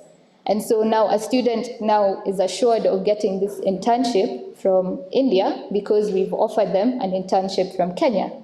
So do you understand the general working principle? Yes. So next, please. Next. Yes. So what we have high quality traineeships to make sure the internships you're getting are either from in university research centers or employers with a very good reputation. IASTE takes care of your, you know how difficult it is to get visas and the process of integrating into a country once you're there. So the IASTE committee in the country you're going to will help you through the whole process. So employers also would not have to, all you do is receive the candidate. Sawa? Yes, you get a small salary to cover the living costs. Some are larger than others. It depends on what you apply for. Yes, and the receiving country also organizes to receive you. So what we do here for our incoming interns, we don't only act as facilitators of exchange. We're also a club here in JKUAT. We meet every Tuesday, CLB 102, from 6 p.m., 6:30. So we have activities organized for incoming interns and for our members to just have fun and enjoy their university experience, to network and learn new things. So as a receiving country, that's what we would also expect from other countries, such that you're not just working, you're also experiencing the country you're going to. Next, please. Next, please. Next. Yes, so those are our numbers. Next, please. Just run through them. Run. Those are the STEM fields. Next. The specialties, you can see they're mostly STEM-based. Next. Next. Next. Next. Next. Just run through to the pictures. So we have, next, please. So this is what the traineeships look like. People work in labs, people work in companies, people build new things. We have even some people participating in research, breakthrough research in different countries. And the good thing is, even with this, once you're done with your internship, there are some employers or some universities that ask you to come back as a full employee or to continue in the research you had started. So this is a very good platform to discover what you're doing in your career, to broaden your sights, so that you're not just focusing on what you've done in class, but what you could do with a little knowledge you know. Sawa sawa? So I hope I will be seeing you all tomorrow. Tomorrow is Tuesday at CLB 102 from 6:30 p.m. I believe we'll start at 6:30. If you want to learn more about IASTE and how you can join us, how you can participate and fully gain from this internship experience, let's meet there. And for the employers, I will be giving you an email. It shouldn't be on the presentation, so that you can also reach out to us for prospective offers. Sasa, thank you so much. Have a great day.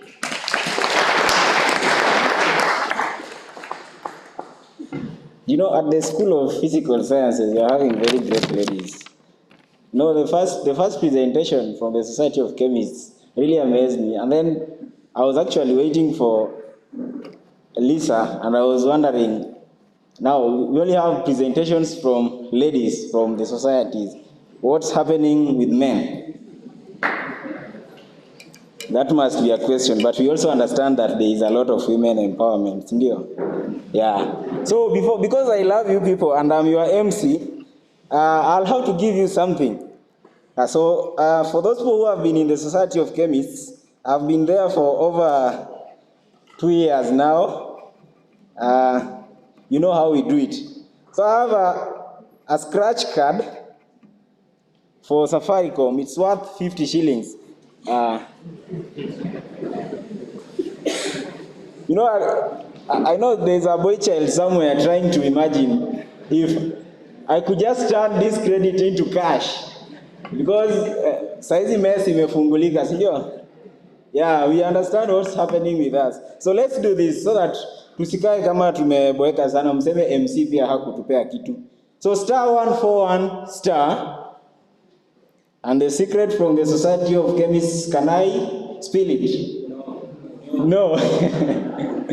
Okay. So *141 star 31 36 23 85 85 49 60 8 60 is 60. Sawa. 60. Not 68. I said 60. Okay? Then I said 8. Are you together? There's one letter that is one number that is remaining, right? Yeah, so that number is the atomic number of lithium.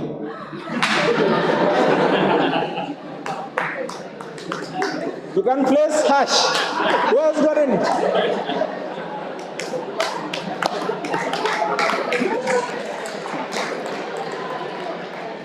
Nani amepata? Who has gotten it? Nobody. Come on. Nani amepata? Nobody. Okay, so do I have to repeat? No, you people mnaniangusha bana. In front of all these people, you don't know the atomic number of lithium. You know, that is very serious. Who? Hello? Allah?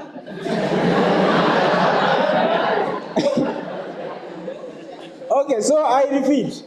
So *141 star, we also start with the atomic number of lithium. So that is 31 36 23 85 85 49 60 83 hash.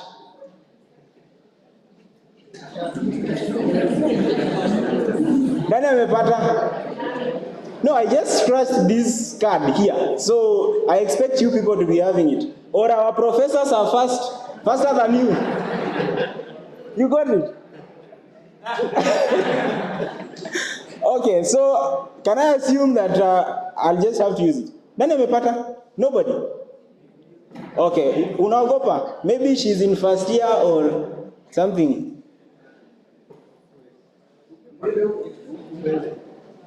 Hey, the exec, you are not supposed to use your phones. It's fine. Now, I'll have to invite the Youth Welfare Associations who has really taken part in this event. Actually, they've sponsored. You can see some of the cameras here. You can see some of the things that are being handled here. You didn't expect, right? We are also live in the JQuad platforms, and that is through the media from JQuad. So, Youth Welfare Association, we have their representatives here. A brother, we share the same constituency, if not the same ward. I'll have to brag a little bit because I'm also a comedian like him, but he's more serious than me. Yeah. So his name is Fred Omondi. He'll have to invite Mr. Robert Sifuna. So that package entails Youth Welfare Association. At the end of it all, we have to listen to them, right? Yeah, so welcome on stage, Mr. Fred. My name is Class Red Cheesy in YouTube. Hey, bana.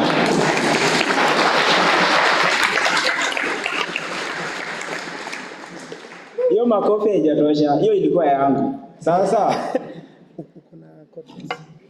1 2. Mbona mnafanana na huyu? Are you disbanding anyone? Not anything here today.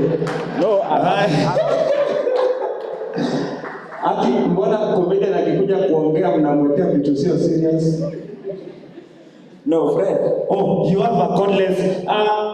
Please, before I say anything, Okay. I wanted to talk to Daktari Leonard Gitu. Sir, this is called a microphone. If you want to move, you can either remove it, uturn. Lakini daktari alikuwa anaongea, ndio maana daktari, it's a microphone. Move with it, daktari, move with it. Uliona kitu address pale. So, but asante sana Dr. Leonard. Kuna mahali tulimit, I'll remind you. Leo na microphone umenikumbusha ule Leonard mwenzako, Mambo Motela. Unajua Mambo Motela? Asante sana basi. This one is working. I have a question for you. Please ask. Siweni mjadala. And there is no how a new man can give people 50 shillings worth of airtime. What is wrong with you? Unaelewa ni mjaluo wa wapi? Kwanza, hii hata ni aibu, mtu hawezi sema amepata. Kwanza hata mtu amepata, ilikatwa na kwa jahazi kwa hewa. Hapo give a task. Yes. Sijui kama utashinda. Yes, Lakini please. I don't know, but you are a Luo, right? Yes. Yeah, so how do you make your parents become a Liverpool fan?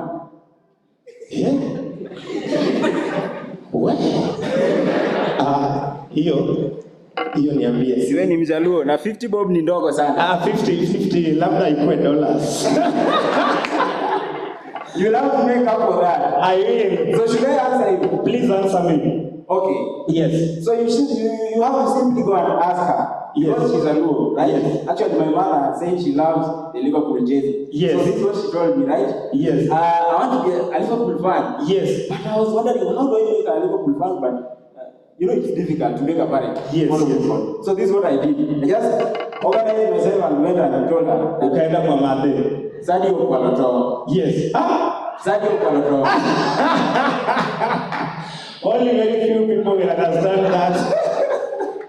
Asante sana. Basi mimi unajua I really appreciate chenye those guys wondering mimi msaidie ingine.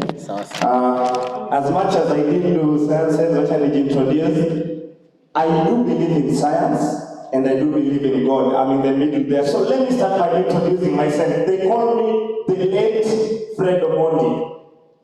I'm the late Fred Omondi because the Bible tells me that I no longer live, but it's Christ who lives in me. Hallelujah!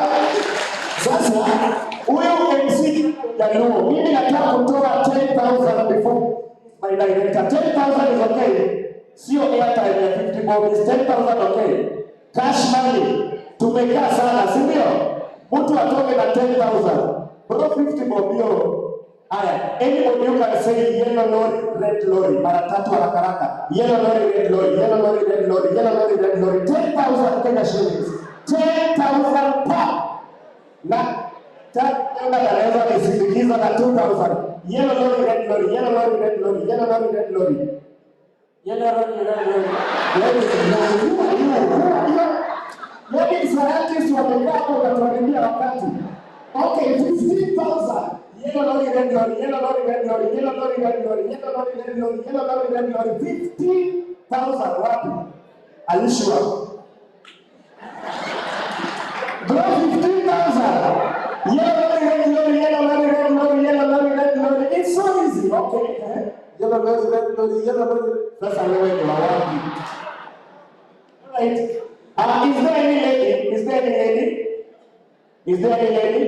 Before I tell you kidogo about youth welfare, is there any lady? If it's a lady, 20,000 hapa. Tunamalizana hapa. Any lady? Yellow lorry, red lorry, yellow lorry, red lorry, yellow lorry, red lorry, yellow lorry, red lorry. Hakuna? Wapi? Kuja wanashuka, sijui kama network itafika huko juu ya microphone. Wacha tuone 20,000. Enyewe kamili. Anashuka pale 20,000 Kenya shillings. 20,000 Kenya shillings.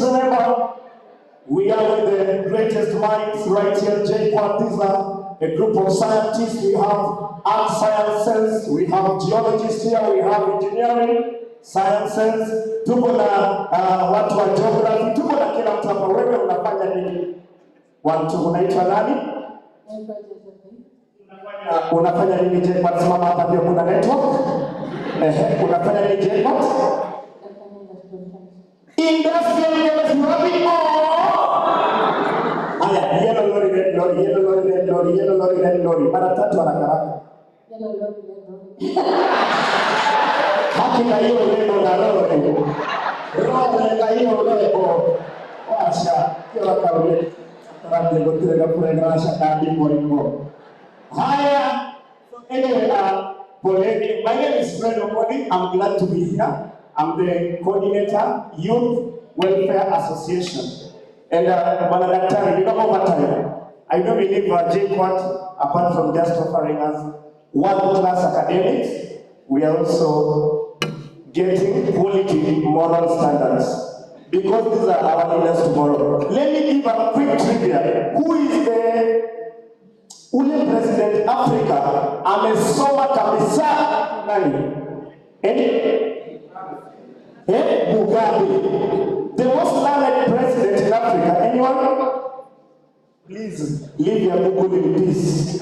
Anyone the most learned president? Hamjui? Na anapenda pombe. John Pombe. And by the way, John Pombe Magufuli in chemistry, mathematics, huyo jamaa ko pale juu. And mimi sitaongelea politics. I won't do that, but just seeing everyone here, you know, you guys are masked up, you know, you're protecting yourselves. In Abadisha, we have two scientists here. They believe in science, and you're saying, like, coffee radio, because actually what they watch out for masks. So, here, apart from good academics, our leaders, I'm not being political, but we see in other countries, you know, always put science over myth, science over some theories. Sasa mimi nimefurahia, you are all master. I'll tell you, as I introduce my director, Youth Welfare Association.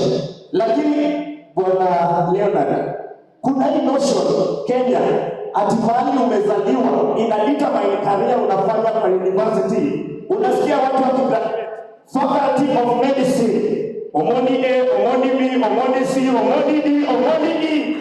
Faculty of Engineering, Ochieng A, Ochieng B, Ochieng C, Ochieng D, Ochieng E. Faculty of Analytical Chemistry, Onyango A, Onyango B, Onyango C, Onyango D.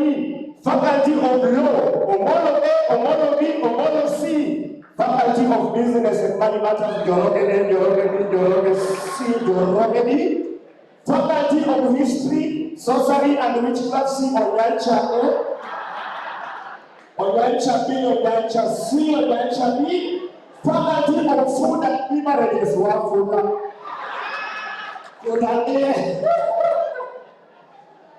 Anyway, that's just a notion, that is stereotype. So, I'm here, Fred Omodi. I'm a content creator. I majored in TV production. I'm a screenwriter. But being a content provider and a scientist, it's almost similar things because we do a lot of research. And today I'm not here as a comedian. I'm not here as a professor, I'm a speaker. Mimi ni mcheshi, lakini nimekuja na watu wa Youth Welfare Association. So, as I introduce the CEO of Youth Welfare Association, there is something Bwana Speaker pole, hiyo jina yako nimenipotelea kidogo. Hiyo jina na ukambani kidogo zinaniacha. Kumbe ni Joroge Joroge. You know, I remember there's a time I was telling this job on church in the way teachers come. Class, what would you love to be when you grow up? You hear Otieno, well, you know, love to be a millionaire. Drive a Range Rover. Fly to Dubai every weekend. Otieno, that's a good dream. Musyoka, what would you want to be? Mwalimu online to be a pilot. Musyoka, that's a good dream. Wafula, what would you love to be?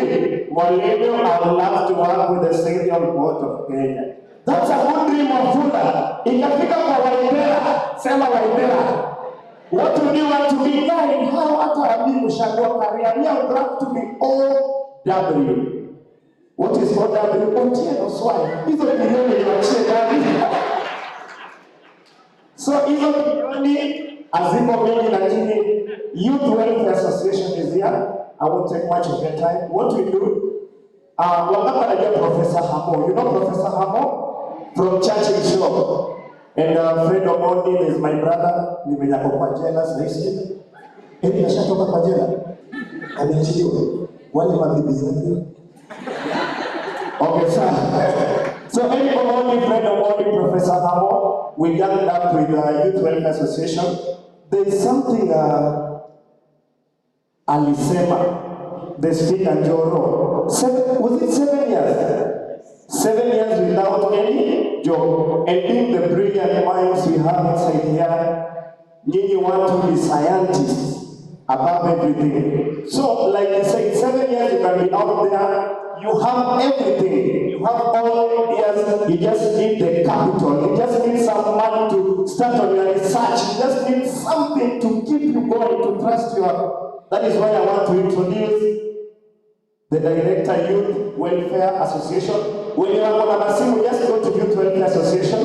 Even if it's not helpful to you right now while in school, whether your parents, they have some business ideas that can help you, you need some quick loans. So what we do is support small businesses and we support great ideas. You can have a small business, we support. You can have a great idea. You can have an idea, just come and tell Bwana Sifuna, I need 1 million. Mimi niko njaa lakini lazima ataniona huyu. Sasa kama uko hapa, please, number 1, unafanya just go to Youth Welfare Association, follow us, get all the details. When in school, out of school, you need to involve your parents, wakazi. How we are coming in is because we are having our career week, our career talk. Kuna venye vitu zinakuwa kwa miaka 7 sio. Miaka 7 ilikuwa ni story ya Bible. Ilikuwa ule alikuwa anatafuta mtoto for 7 years. Alikuwa nani? Bibi. Na wewe umesema bibi haraka wote. Naweza amekaliwa hapo kwa dini. Naweza chukua namba for about a minute. So youth welfare, we are all about youths. So remember, any idea you have, this is how it works. Make sure you get a group of friends, a group of relatives, or just people that know you, so that they can back you up. What we need is a video. Where we have an idea, you have a multi-million idea, but you don't have the capital, right? Get your friends, let them talk about you. Show us what you're willing to do or what you started doing, and that is where now Youth Welfare Association will come in. Follow us on Instagram, follow us on YouTube. And Bobby McCoffin and the name as I introduced the CEO Youth Welfare Association, just to come and give us a quick brief on what to expect, on how to get help from Youth Welfare Association. Tafadhali makofi, sasa hapa ndio kuna pesa. Mheshimiwa na wacha kwa scientists. Asante sana. Kuna watu huko backbench wamekataa 20. Hiyo 20,000 umesema yellow lori haingeweza, si ndio? Mweshi, kabla nikupe mic ongeza 10, 20, 30. Tusiwapatie kitu gumu. Kitu rahisi ndio wajue tu kwamba anybody you can translate I don't know in Swahili for 30,000 haraka. Pesa iko hapa. I don't know in Swahili. Sijui. Huyo ajui, nani anajua? Tusiwezi time. Nani anajua? Nani anajua? I don't know in Swahili. 30,000. I can translate. Translate it there. Sasa wewe na maiti. All right, ladies and gentlemen, please introducing all the way from Youth Welfare Association. Makofi, a round of applause, a round of applause.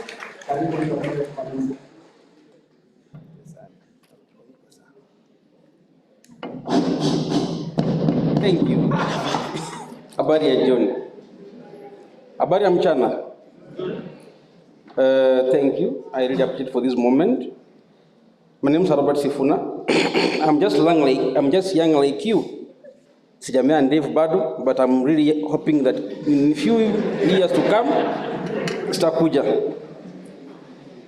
Mengi yameongelewa hapa, mengi ni mazuri. And you guys, you are so lucky, at least you have people who can also give you guidance in life. People can show you the way. When I was in school, almost 10 years ago, sikuwa na mtu wa kuniambia la kufanya. I grew up in a place called Bungoma, but I found myself in Nairobi Kawangware, around 2010. I want to bring you guys to where the youth welfare is coming on board.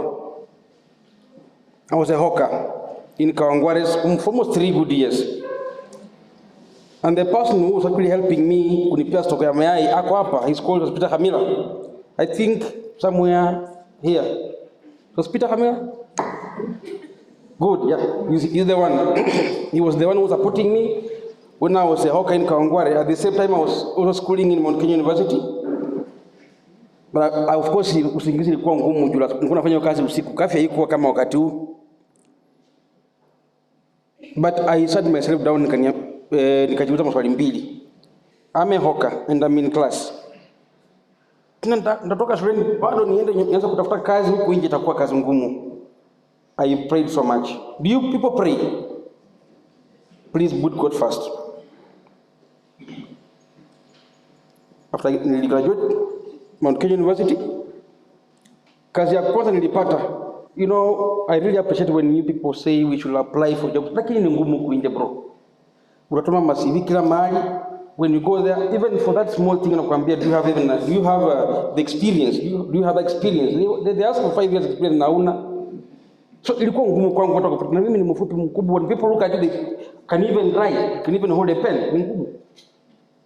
So I chose. Kazi yangu ya kwanza kufanya nilikuwa nafanya kazi 5,000. Na niko na karatasi. I was a cleaner. I was cleaner where right now I have an office. That's where I used to clean for 2 good years. But I chose to take another direction. I did criminology when I was in Nairobi, MKU. And ilikuwa cheap because I didn't afford to have a bigger, kwenda kufanya course kubwa. Nikasema tena mimi nikuwe askari, bunduki ni mrefu kuniliko. I refused. Most of people I was schooling with, wote waliingia huko. Me, I chose to go private. And I'm happy because my going private ilinifungulia milango. In a span of a year or 2, my companies were doing very well as a PI. Now for the past 5 years, I've been working as a PI. And in 2018, I traveled up kidogo dunia kiasi, and I found people who can also help others. The issue of employment nilifanya nikafikiria nikasema mimi sitakubali pia. Most of my colleagues, people, who are you? My brothers and sisters, who are you? Mkitoka mahali kama hapa mkuje huku nje kinaumana.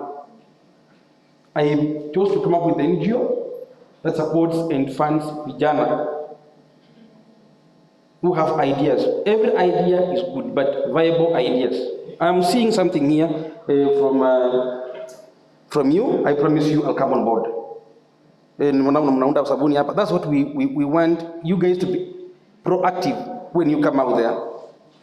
One of my friends told me that kusoma si shida, huku nje kutoka, but kupandisha certificate ikuwe pesa, hapo ndio kuna kazi.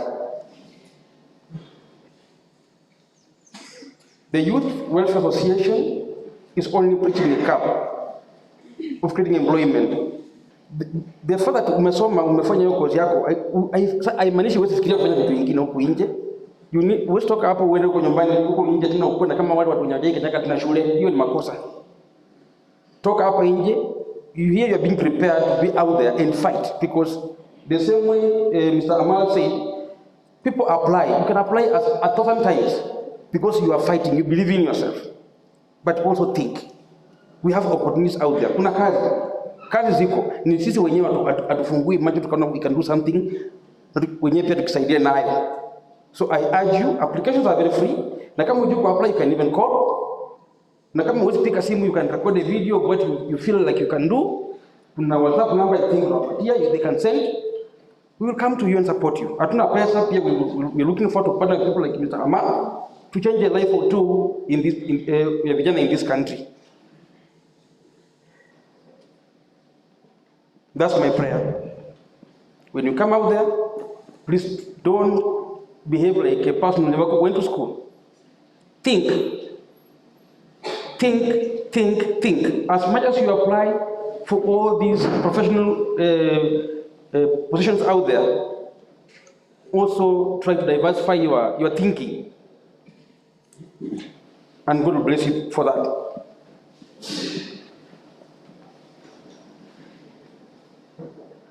Applications are very much free. Lines quasi. And when you do the way they are doing, I promise you, I'll come on board and support you. Sina pesa, ni wakubwa kama hawa ndio tunapata na wao, tukisukuma mambo ikienda mbele. Si lazima ukuwe rich ndio utaingia rich. You don't have to be very rich to be able to help someone. You need to think and find a way of helping someone hata kama wewe mwenyewe pia usiwe tajiri sana. You understand? And thank you so much for this opportunity. I only had that one to share with you because we have opportunities out there. Nyinyi wenyewe mjikamue na tufanye kazi pamoja. Every Thursday, Professor Hamo and the rest are also hosting a show discussing issue ya vijana on our channel. You can subscribe, you can follow, muone what we are doing, so that you can also learn from there.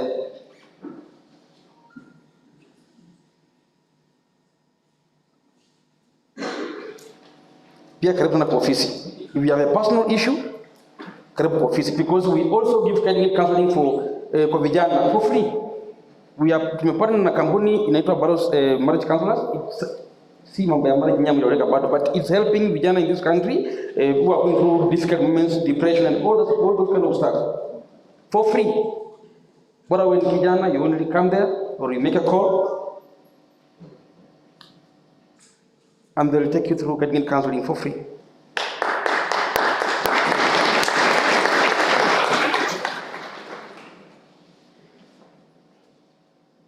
Mambo ya ni mingi. If I talk about what youths go through, ni mingi itaisha.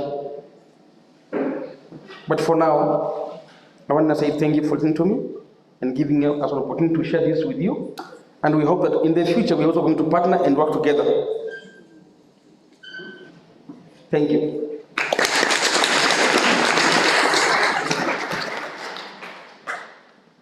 Asante sana. A round of applause.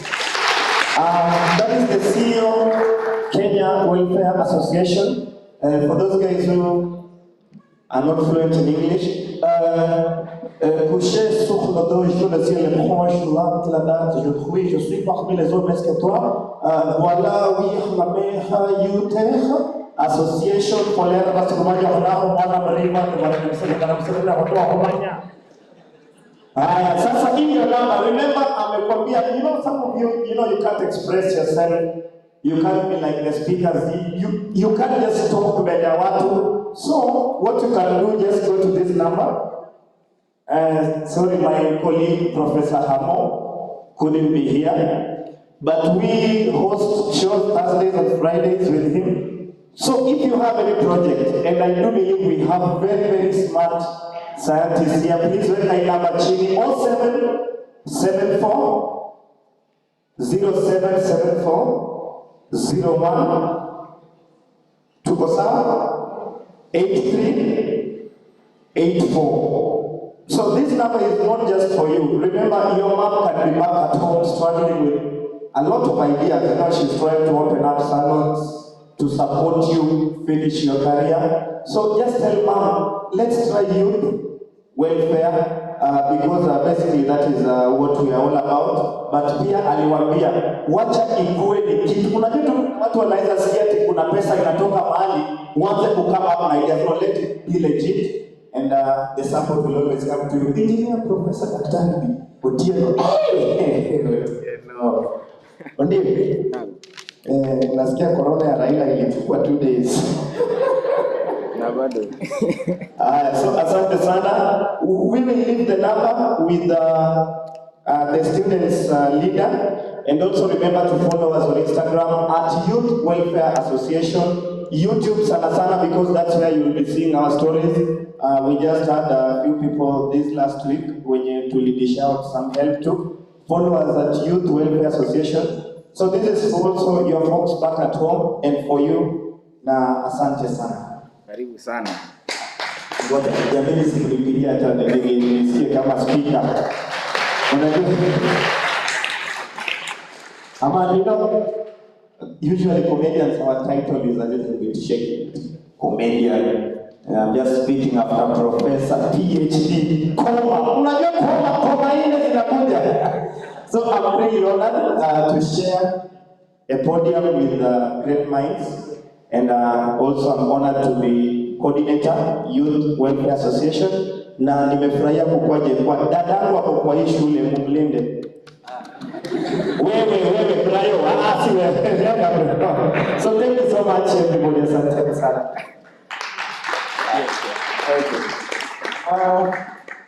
We assure you that tutamlinda. Yeah, tunakuashua kabisa. Just give us the address. Get ama Kashororo.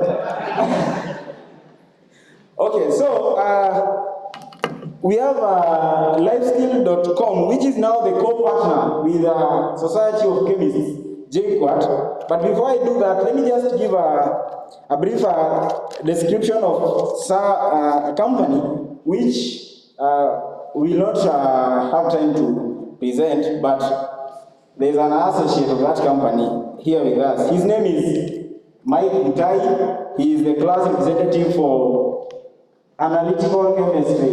Yeah, currently 2.1. They are not in session, but he managed to come with us. So this is called Earth Love United. You can find it at earthloveunited.org, which is an organization that fights for environmental justice all over the world. You can build your career path with them by volunteering. So, Mr. Amal talked about volunteering, and actually you understand what that means. So you can volunteer with them. So you can check out in LinkedIn for an application. When you want to submit your application, you can submit it through LinkedIn. Sawa? Yeah. So if because you are JQuat students and he's a JQuat student, you can actually link with him here. So we have lifeskills.com, but Mr. Sakwa has been really active in that organization, and he's actually he's linking us with that organization. Okay, he'll give us a way forward. Let's have the representative from lifeskills.com directly without going through Mr. Sakwa first. I hope you understand. Yeah, please join us.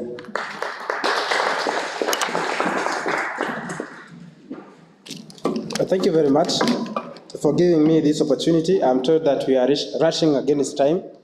My name is Stephen Dongo, and I'm the program coordinator and facilitator at lifeskills.com. And I'm also the marketing manager at Viesta Health Brands. I was told to say about myself, I don't have a very big profile. I'm not as successful as you may think, but I feel there's something that I've done which you can do also, or which you can follow, and to have a better path. My name is Stephen Dungo, and I joined my university in the year 2013, that is in Moi University, and I joined an organization called Enactus. How many have heard about Enactus JQuat? None of you, because you are not proactive. Throughout my speech, I talk about 7 habits of highly effective people. One of them is proactive. So with Enactus, I was able to volunteer. It's a volunteer body, an international body for students and business leaders. And we did community projects which we engaged on, and I got a lot of leadership experience and also engagement with the community. And through the innovation forums that we used to have the national championships on innovation and entrepreneurship. And during my tenure, that is in the year 2016-2017, I was able to clinch the top position of the national championship on innovation and entrepreneurship. That is in the year 2016 with our projects, and we were able to represent the country in the global competitions in Canada, Toronto. The following year, I was nominated or elected as the team president and CEO, and we again won the national championships, beating even your campus. I'm sorry for that. And we again represented the country, that is Kenya, in the global competitions in London and UK. I was also later on selected for the Mandela Washington Fellowship, which is a body, I know most of you have heard about it, yearly Mandela Washington Fellowship, which is a program sponsored by President Barack Obama. I went to the US for 6 weeks and studied social entrepreneurship and leadership, and then commissioned as an ambassador for peace and prosperity and sent back to my country to empower my people. Through Enactus and through all these platforms, that is my proactiveness in campus, I was able to get these opportunities and able to create a good profile. I graduated in the year 2018, and I went to community organizing in my place in Laikipia, and that's where I got also a lot of skills. That is kujituma tu peke yake. And later on, I was headhunted. I didn't apply for a job, but my first job from campus was a general manager of a company with sales turnover per month of 3 to 4 million. That's where I worked for 1 year, but again, I found that I was working for the wrong boss, and I was not comfortable with that, and I left the job, and I'm now working with Professor Kareru. I know you know Professor Kareru, and we are working on several projects, and that's where I am so far. I have been able to create a brand, and which I feel I didn't know as I was doing it, but I related to some friend I met when I joined campus. I am used to working with people who are above me, relating with people who are above me, people who have achieved something. And for them, they had not achieved much, but they told me now, I'm graduating this year, and you now join this university, and there's something that I feel I should have done. I never joined any association, and I just studied. When I came to campus, I just studied. And when they were graduating, he was seeing his his friends or his colleagues with positions, with good names, with titles, living good lives, some of them on salaries. Just because he wasn't proactive, he left just a normal person with degrees and with the papers. When such a person goes to an interview, they are very flat, and the interviewer doesn't see anything. They are trying to look into this person. What do they have? And the only way you can show people that I can do something is to tell them, show them that I have done before. There's something small that I have done, which I feel if given opportunity, I would perform the job that you are just about to give me. Now, when I went for the interviews, that is for the Mandela Washington Fellowship, I'm told there were 50,000 applications, and they only needed 60 people. And by then I was 23 years, and the threshold was 25 years. You need to have been 25 years or older for you to be selected for that program. But the interviewers looked at me and so this person has been able to do this at this age. They are capable of doing even more. Let's give this person that opportunity. These words could also be said to you. If you are proactive in campus, if you join associations, for example, this association, you are just about to do a lot of great things. If you get actively involved in what they are doing, there are a lot of skills you'll get, and the experience you get there can be related to what you get in the job environment. My experience, when I write my profile, I say I have 7 years of experience in community organizing and social entrepreneurship, which I have. I have practiced that, and that is tangible. And if you try to corner me with questions, what are you doing? I have a lot of things that I was doing. But if you are flat from campus, then you have no story to tell. When I was a general manager, I was able to interview some students, some of them older than me. And you try to look for what is it that this person can do. This person said they read, but there's nothing else. Something else that came up. Are you able to express yourself? That is communication. You realize that our education system doesn't teach you how to speak. You will get communication skills and do an exam on that, but nobody will give you a platform or show you this is how you speak, this is how you express your ideas. And this is why private universities, students or candidates in interviews perform better than public universities. Because private universities, for example, you relate with USIU, you relate with there's Daystar University, there's Strathmore University. You listen to the kind of English that they speak, and you respect them as if they are your parents, right? That's what happens. Because they are able to express themselves in a good way, which most people in public universities, they concentrate on their problems. Hakuna pesa, hakuna nini. They are reactive. The situation they have been placed in is an uncomfortable position. And instead of taking actions towards that, they are not able to do that. That's why they end up, they're not able to express themselves. Somebody has done a very good degree, they have a first class, but they are not able to express themselves. How would somebody give you a job if you're not able to report what you did for a month? If you're not able to communicate to them? If you're not able to present to a board? That's also something that you need to look at. Now, when I was in campus, I was very busy. You realize that in campus, especially public universities, that's where you have a lot of time to do a lot of nonsense, a lot of things, a lot of irrelevant things. You don't choose what you're supposed to do. You don't plan yourself. You don't attend classes, and there's nothing else that you are doing. What are you doing to yourself? You are destroying yourself. I know this is very painful for fourth years who are just about to leave this university, but for first years, second years, and third years, it's a lesson to you. Try to do something.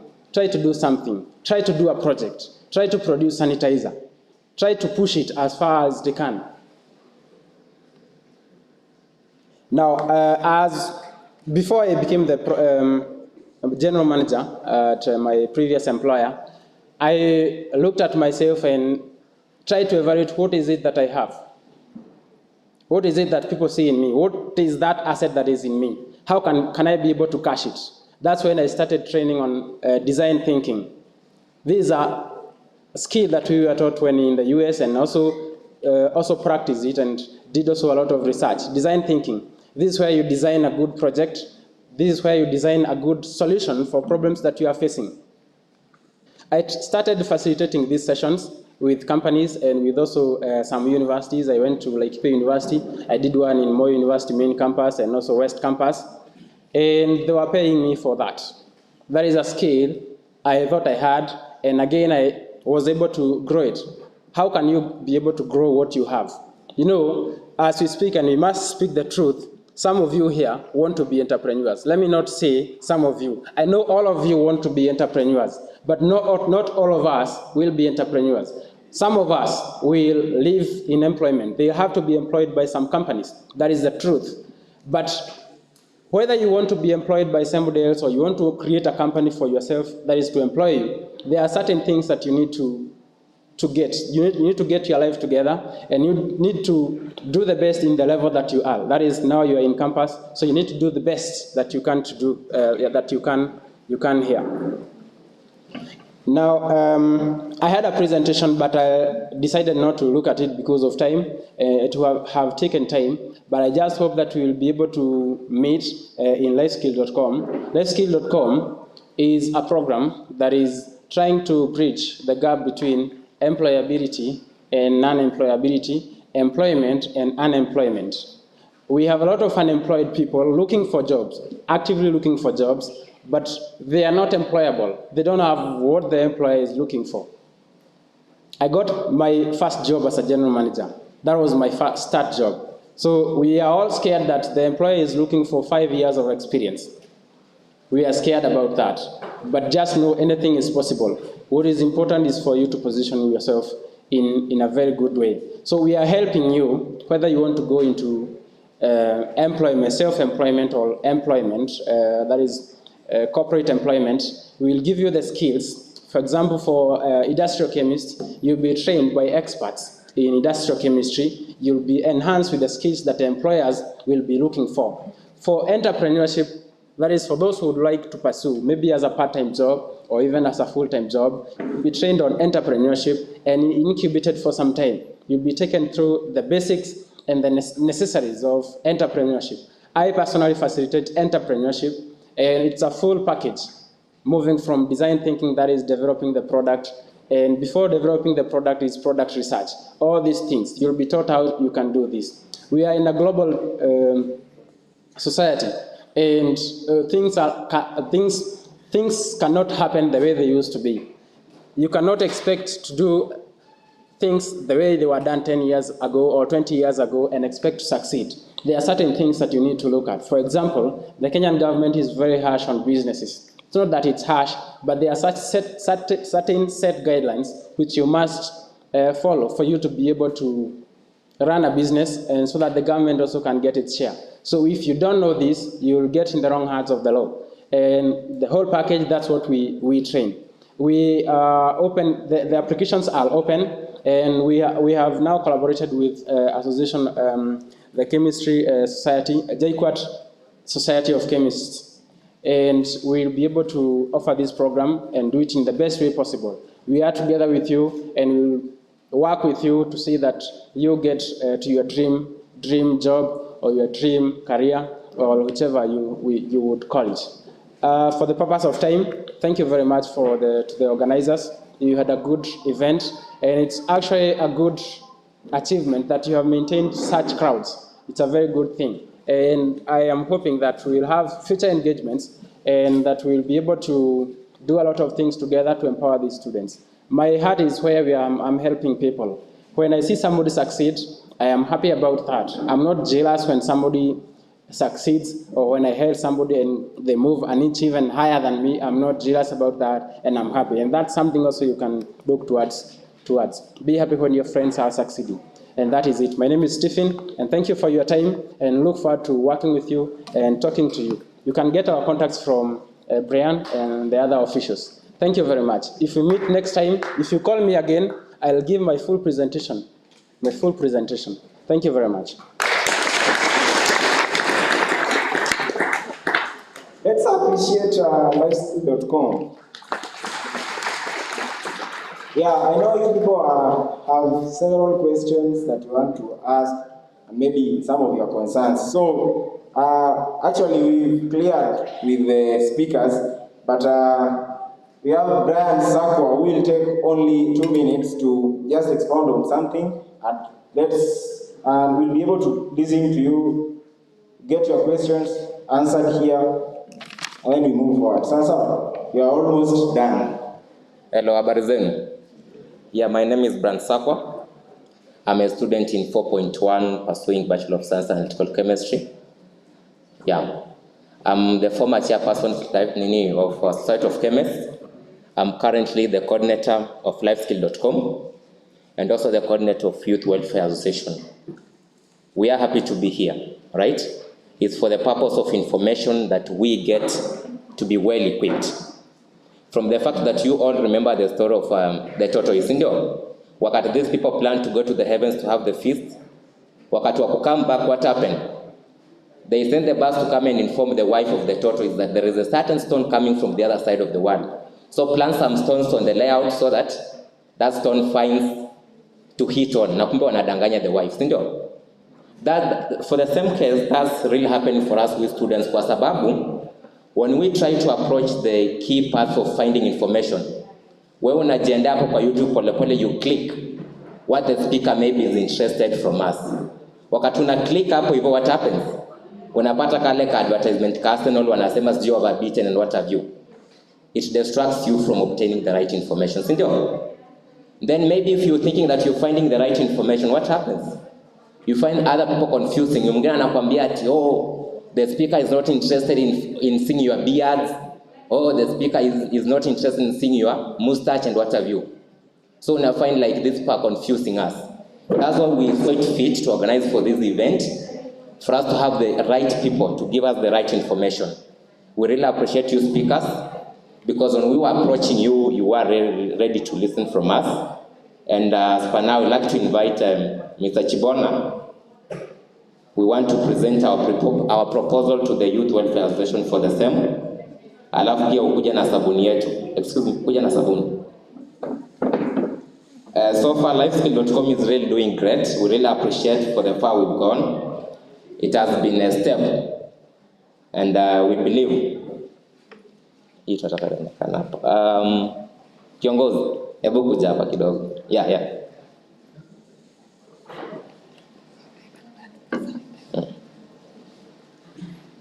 So far, in the last regime, we managed to train a group of some 100 people in terms of making the soap. And actually, we awarded them some certificates. I'm sure they got them. That's a very good and positive step. And as per now, we are looking forward in making this a success in a way that we start producing the soap and actually supplying. Our target was maybe to link to the high schoolers, at the same time to link in hotels and restaurants. We can as well supply the soap in the JKUAT institution, and that's what we are fighting for the tender. Now, for us to go for the mass production, our request was to have our youth welfare because they offer the grants. We really got our proposal right here with us. It's all written, the budget that's all needed for us to run the manufacturing. We need a moat and what have you. So we want to present this to him so that Ajua Tanzia will be able to support. So Mr. Chair. Okay. Once again, Chibona M. Moses, third year, taking BSc Industrial Chemistry, the chairman, Society of Chemists. Now, take this juncture, please, to hand over this proposal to the Youth Welfare Association, Robert Sifuna. Thank you. Thank you.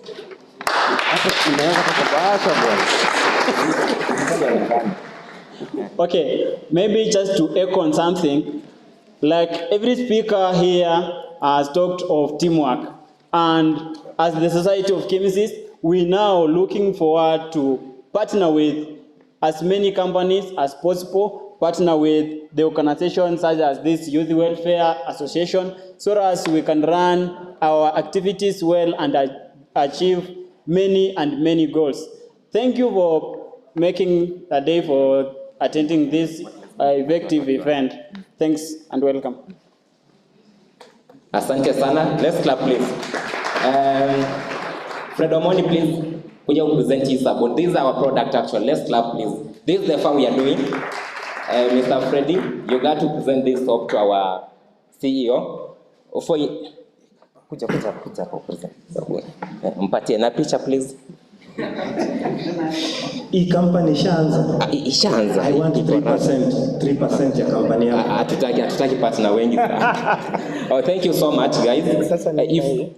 If you need any information, please reach out to us. You can as well ask for Brian. Ama ukiona hiyo Brian anakuwa na utiaji sana because sometimes unaenda mahali ukimiti msichana ukimwambia hello, my name is Brian, anakuambia I'm Kevin.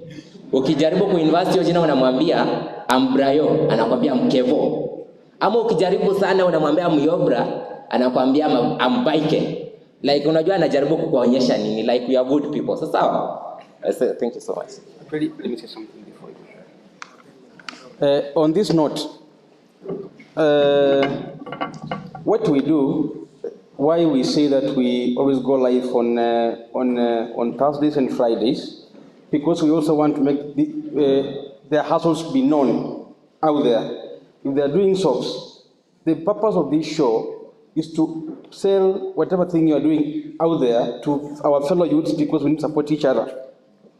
So I welcome you, and in conjunction with Fredo Mondi and Sambala Musoma, we are going to host one of you live on our show, but you can also be able to sell your idea and what you are doing to Kenyans out there and to youths out there, and the people who also want to come on board and support you. I think we will do that. Thank you. Officially. Thank you. These are very... Bro, hii sanitizer inaitwaje? Ni sanitizer ya soap. Sanitizer ya soap. Yes, Society of Chemists. Inaweza osha roho ya wasichana wache kukula fea. Unajua ni wanasayansi. Hawa ni wanasayansi. So thank you so much. My boss is telling me that you already wants in to support you. So at least you got some finances. Makofi kwake. Amal, please, that is just for them, not for Amal and Sons. So, asante sana. Ni mimi nimepaki kwa mic.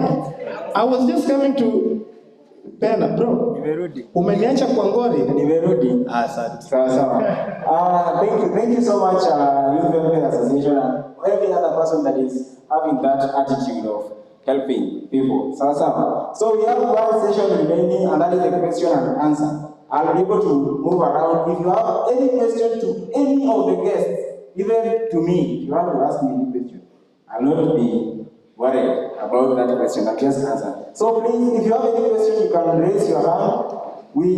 I'll come and bring the mic to you and we'll be able to get you it. Any questions? Yes. Brother, can you shout? Okay, teremka. So, any other person with any question? Kama kuna swali yoyote? Yes.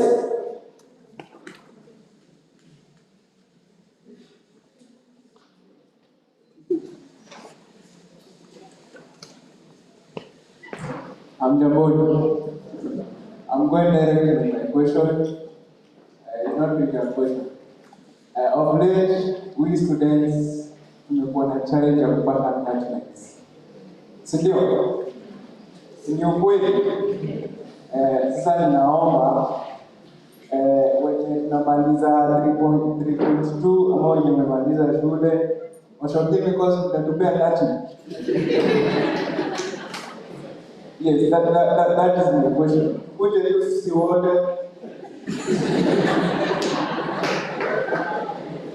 Yes, it is happening in attachment and experience. You are talking of experience, but in attachment, we are not able to access. Thank you. Okay. Sema twende wote. I don't know whether the company will take all of us, but your question will be answered. Okay, thank you. My name is Robert Rubal. I start with remark to the presenter. We have a team of experts from industry. We want to thank you. Your presentation was fine. We pontificate it and we interrogate it. It's fine. So my question goes to the first presenter. I'm sorry, it's happened I miss your name. The question is, you have talked about experience, and it's happened I'm a scientist. So, I will use my question in statistic form. So there is someone who joined JKUAT for 4 years. And in JKUAT, he has been taught skill by the finest tutors, professors. Then he graduates on that 4 years. Then he proceeds to the masters for 3 years. That is maximum of 7 years. 3 years.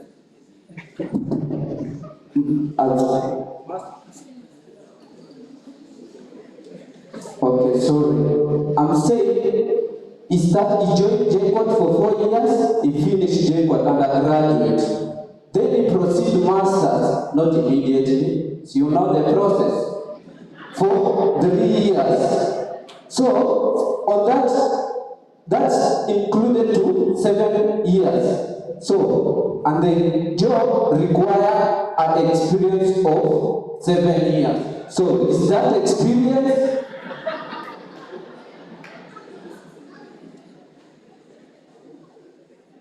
Okay. That is first takeaway to the first presenter. And the second one is, what about age factor? There is some companies which require, for example, you have graduated, you have your experience, and you are still young, 20, let's say 28.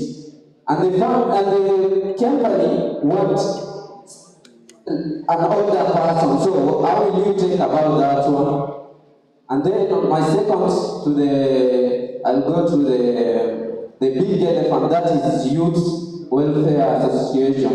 So my question is, that company, does it deal with sales and branding and sales only, or other things? Because we have youth, they have talented, we have someone who can policy writers, we have political analysts, so they are chini ya maji, sinaelewa. And the third one, I want to thank Mr. Stephen for his presentation. And I will finish by quoting the book, The 12th Night by William Shakespeare, which is saying, some are born great, some achieve great on the way, and the some are trusted with great. So I'll say, and in conclusion, I'll say, you must focus, creative, and invest. Okay.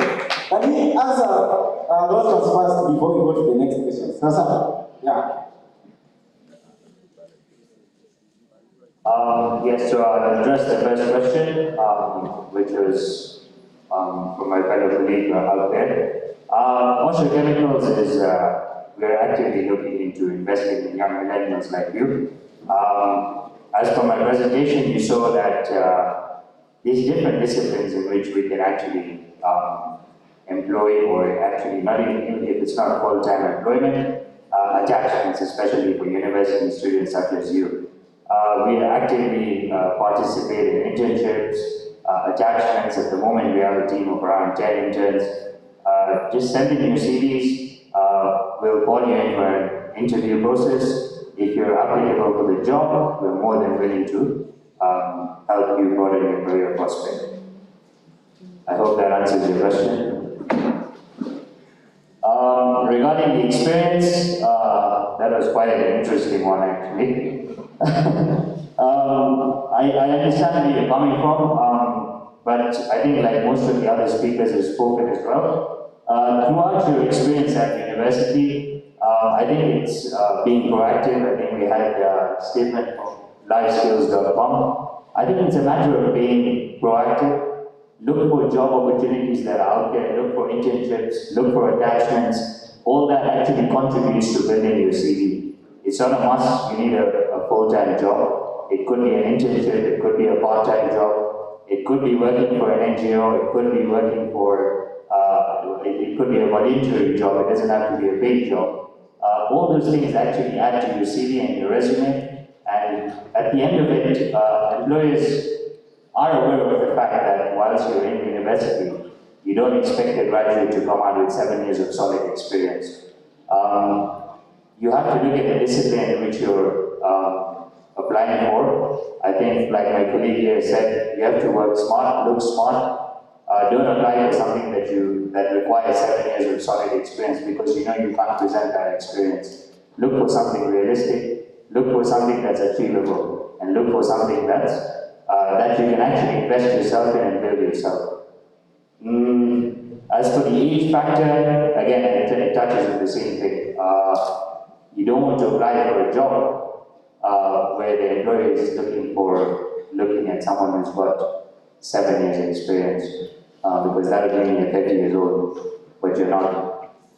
So I think it's just a matter of smart looking. Look for functions where just look for something that you're passionate about. Look for functions which are doable as a graduate. Don't look for something you can't get to a manager's position without starting at the bottom.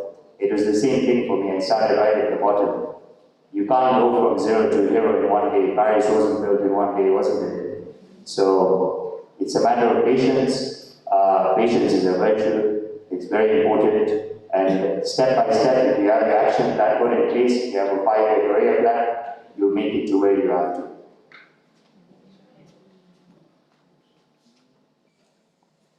Okay, I hope you are answered. The next question was from Ruben. Thank you for that question. And we are not really focusing on a specific hustle. Actually, I urge you guys to visit our website because there's so much on the website that people will be able to guide you. We're not really focusing on a specific hustle. We are broad. When you go there, we find that we support entrepreneurs, and it's broad because entrepreneurs, they have seminars. We're also focusing on the artisans, the creative people who don't know even how to read, but they can do stuff with their hands. They can, comedians, artisans who can do even watches, shoes from out there. But that was Masoma one. We also even help the disabled, also no hustle out there. So we have no specific hustle that we find. We find that every viable and good idea. Because Mr. Amar here, I want to partner with this NGO. We must also see the potential that you have out there. We are saying, no, this idea, I want to do this idea. This life, I want to do this person's life. So every household is supported. The thing is, please, unajua kuna vitu tunaona hapa ya so funny. Mtu anasema ni yake nataka mwingine pikipiki, mimi si baba yako. What I do, we want the best to be creative. You know, many things also look nice. You understand? Kuna industry supervisor out there. Kuna people who can do some good stuff out there when they give them support. How do you tafuta? Have I answered the question, brother? Thank you so much. Every household, so long as it's viable, because we really support here, people, companies out there, donors out there, people will support. The same way I also support that idea. So not every idea will be funded. Please try, and at the same time, if you can't connect to it alone, you can even also do that as a youth group, because we also support youth groups in this country. The couple is supposed to be out of what we can come up with something very nice. The same way, this I think is joining msimu mmoja anafanya kazi. Ni mmeshikana mikono, and that's why you can see this right here. These are things that we find. The peer one who was working here, it can be alone, and individual and free. So do it.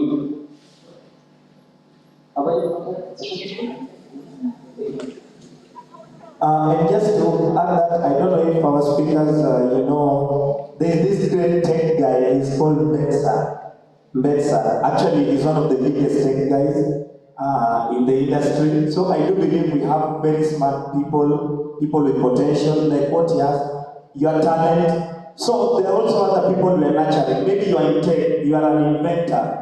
You just lack some kidogo money, you need to get some materials, you need to get to a factory somewhere, you just need some connection. So my boss did mention that. So hata pia kama you are in tech, you are an inventor.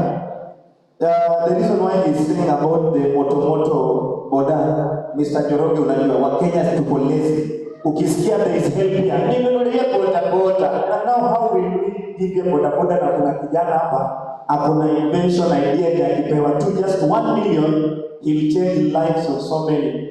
So that is why we gave you our number. Please just reach, and also kama hujapata number, go to all our social platforms na utapata usaidizi. Na ikuwe kitu legit. Usikuje na ninunulie yako kwa iskeli director. Okay. The speaker wanted to expound on that point. Let me just if I had time, and that's why I prepared a presentation on habits, 7 habits of highly effective people. One of them is think win-win. Win-win. You see, how you see things depends on where you're getting it from. If you say that employers are looking for 7 years experience, and you say there are no jobs because employers are looking for 5 years experience, 7 years experience, no, that is where the problem is. That is where your problem is. We say that 40 to 95% of your life is controlled by habits. You develop the wrong habits, you end up in the wrong places. You end up doing the wrong places. That's how, when you are talking about now there are no jobs and the employer is looking for 5 years experience, you are being disturbed by something called the scarcity. The scarcity, it's called the scarcity mentality. You think that with employers compare kazi kama hakuna kazi nyingine. Maybe unaona advertisement mbili and the employer anashinda miaka zote. Wewe unasema jobs ziko. You know, the greatest employer in SMEs, small and medium enterprises, wame-employ watu wengi sana. Not the big companies you think about. It's not a must to get a job in that big company. But if you are positive about life, you are positive about you are looking for a job. Looking for a job is not a... If you get it at that level that you are looking for a job, let it be your full-time job. So ati ni kitu unafanya ukisikia unafanya, make it a full-time job and have that positive mind that whichever the way I have to get a job, and these are the companies that I'm targeting, not necessarily hizo kampuni kubwa kubwa. Yeah, so I wanted to expound on that. Then about experience, the reason why the employer is asking for that 5 years experience, they think within that 5 years, there's something that you have learned about maybe the business world, which would be helpful for them. Now, it's not necessary that you are employed continuously for 5 years in a company for you to have 5 years experience. There are a lot of things which you can use to convince the employer that now I am capable. I led JQuat Association for Chemists for 2 years, and this is what we were able to achieve. That person was a leader, and they have demonstrated something and they have learned a lot of things. So the employer will consider that that student did something. So let's not think about just inside Pale above, and let's try to accommodate the abundance mentality. Actually, even if I miss this one, there are million other opportunities out there. So I am not debating on this for my life, as in I need to develop that mentality. Yeah. Okay, are you satisfied? Clap. Ikifika 12 comrades wao wanainama na njaa inapita, tutatokea hapo saa 8. So it's normal sasa. Okay, there are several questions. Okay. Thank you for this opportunity. First of all, it's important because in front of me I'm talking to maybe my managers in future, and on this side I'm talking to those who I'm competing with in that same sector. So it's a very difficult point, but I just want some clarification from the, I don't know the name, but I'll call you managers. So like from Osho Chemicals. So maybe not only you, but also from nuclear. Maybe you can, as a student is pursuing BSc in industrial chemistry, maybe you can just indicate for me or assure me the roles maybe which I can play in your company, and also. Are your companies also supporting this employer development day? And how do you face that challenge of employer growth? Because I've seen like for Osho, is it slogan, growing with you, something like that. Your company was built in 1993, I think so, 28 years from now. So how do you support the employers in their growth, in their individual growth? And how do you look at this growth system day? Like, somebody like you who studied in Nottingham, yes? And I'm here studying in JQuat. So how is that variation? How is it acceptable to be with you in the same place? Yeah, or do you just look at those people who are coming from maybe Manchester or Leicester? Yes. Another thing is maybe also like lifeskill.com has done it. Oh, no, not lifeskill, but youth welfare. You can also give us the various methods of reaching you guys so that we can keep in touch, you know? Yeah, maybe like me, I mean, my faculty of studies, I'll be there looking for an internship. Yeah, and such a career fair has given me an opportunity to meet you face to face. Now we say that's an opportunity already. I can apply like with confidently, knowing that we'll hear from you. Good afternoon. Patrick Mwangi, I have two questions. One to the youth institution group, and the other one to Mr. Mano. So I'll start with Mr. Mano. You work with Osho Chemicals. So I wanted to ask you, maybe nowadays when you're going to university, a few chances for university to offer you a sponsorship, maybe to further your studies. So does your company maybe are there chances that maybe you partner with companies, or maybe managers from the place could partner with companies to offer students scholarships, maybe those who want to further their studies? To the other youth welfare,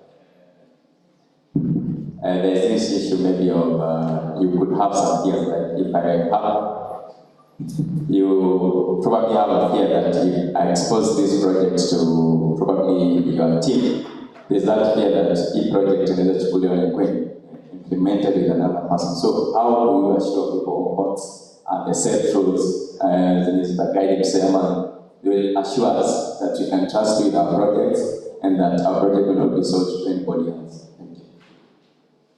Okay. I'm Malvin, again, BSc Analytical Chemistry. I'll go straight to my question, and it goes directly to Mr. Aman.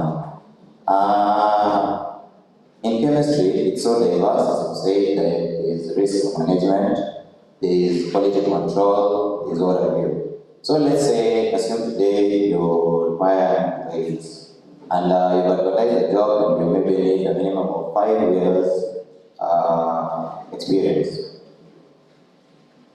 Say I got 5 years experience in quality control. You guys are looking for someone to employ in this risk management sector. And I've got 7 years in quality management. Does it mean that, how do you take that, how do you consider that during in your panel interviews? What are the probabilities that I'll get that job? And if my hypothesis is true, does it mean that when we get out of this place, looking for experience, as you say, should we be looking for different kind of experience? That means that I should work in a place, say, for some time, then I look for a different, to make myself more diverse. So that when you're asking for that type of experience, you're saying, at least I've got a touch of every part of the larger chemistry as we're talking about. The last question before, okay, I have to answer that.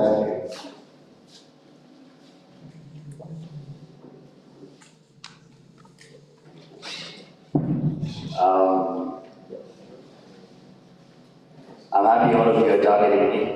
Very nice. Okay, so I'll try and answer your questions. I'll start with the first question from you, which was how do we ensure employee satisfaction once you're in?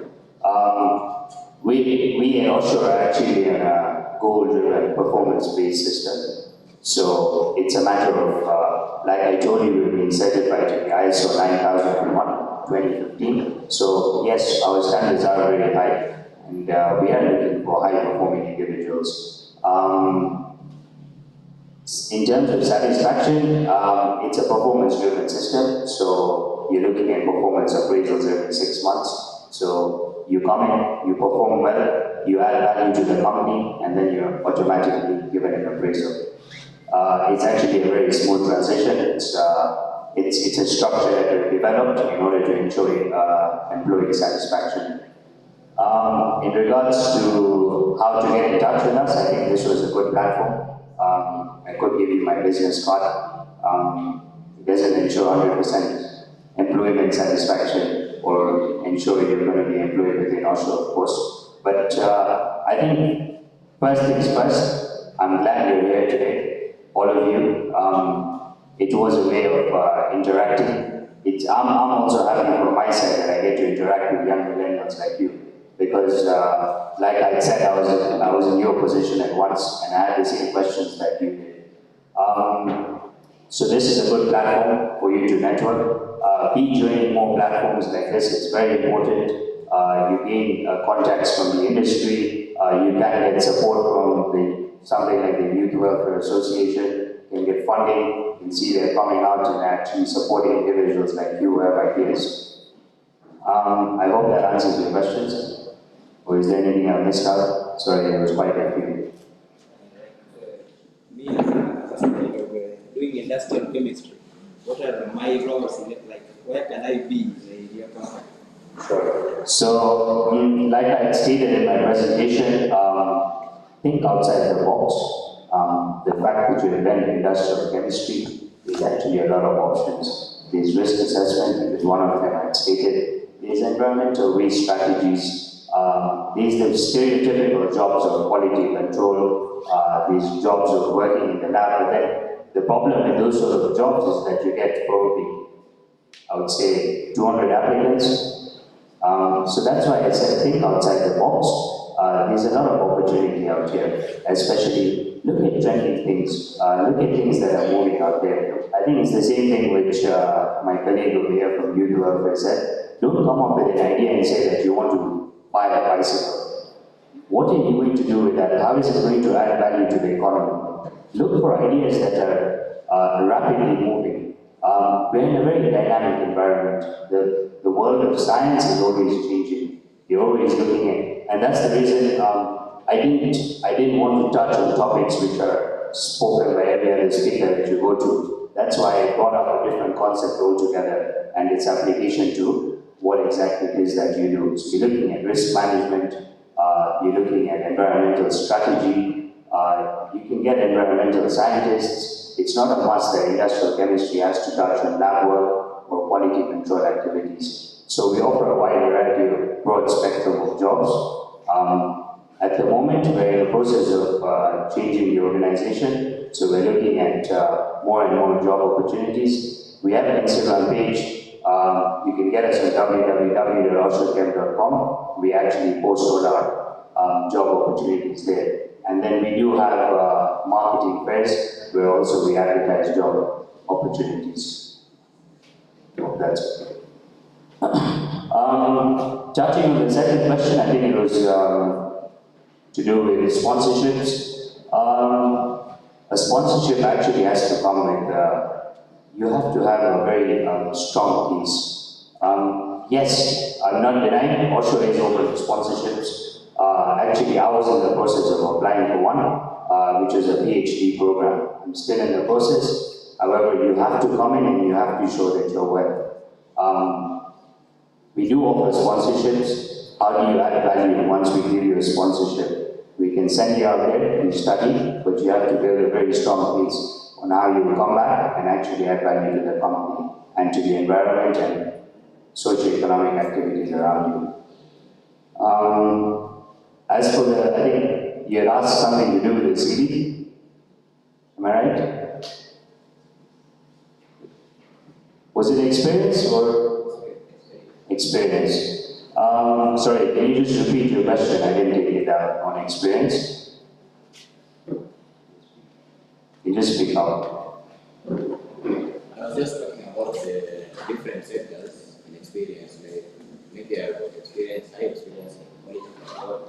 You guys require some of those experience in this domain. So does it mean that when I get out here, I should look for different kinds of, let's say, vast sectors and experience that it will be valuable and somehow get high levels of the human? Sure. Thank you very much for that question. It's actually a good question. You see, at the end of the day, you're looking at, you're not looking to, in one way or the other, you're looking to actually, how do I say it? You're looking to impress the employer. But in the other aspect, you have to be open-minded. Different areas of experience actually show that you're open-minded and you're looking for different avenues. So having that would be a strong point on your CV. But on the contrary, again, it doesn't mean 6 months, 3 months, 6 months, because that also shows disruptions in your working ability. For example, if you worked, for example, employers actually look at this. One of my interviews in the UK, I was looking at taking a gap year for 1 year, and they asked me what exactly is it that you're going to do in this gap year. So it's not a matter of just sitting at home and doing nothing. So yes, getting different opportunities at different, in different fields and different expertise, it adds a very strong point to your CV. But from my point of view, I think a minimum of 6 months to 1 year will give you the chance to actually learn something. If you're looking at 3 months or 6 months and less, you have very little time, because by the time you actually know what the organization is doing, it's already time for you to leave. So I would say you build a strong base with the number of, you look at the number of years, the number of months that you want to work with. But having various fields of expertise, I think it's a very strong code for your CV. I think there was one more question. Have I answered your questions?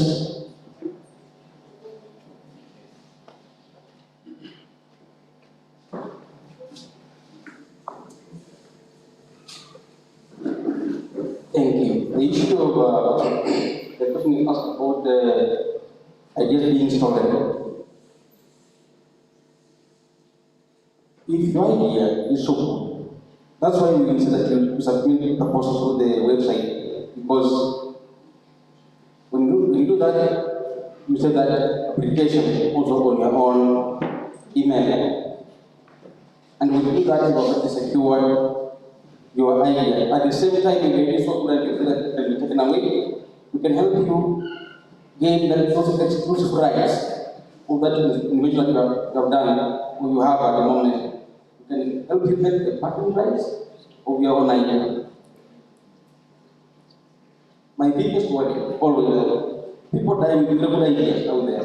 Who could give I think it made him but great. Don't you come up with what you can do. If something that's not good, don't help you get those rights of what you're doing. Because we support you not to take away what you have. Okay? I think the questions will never end.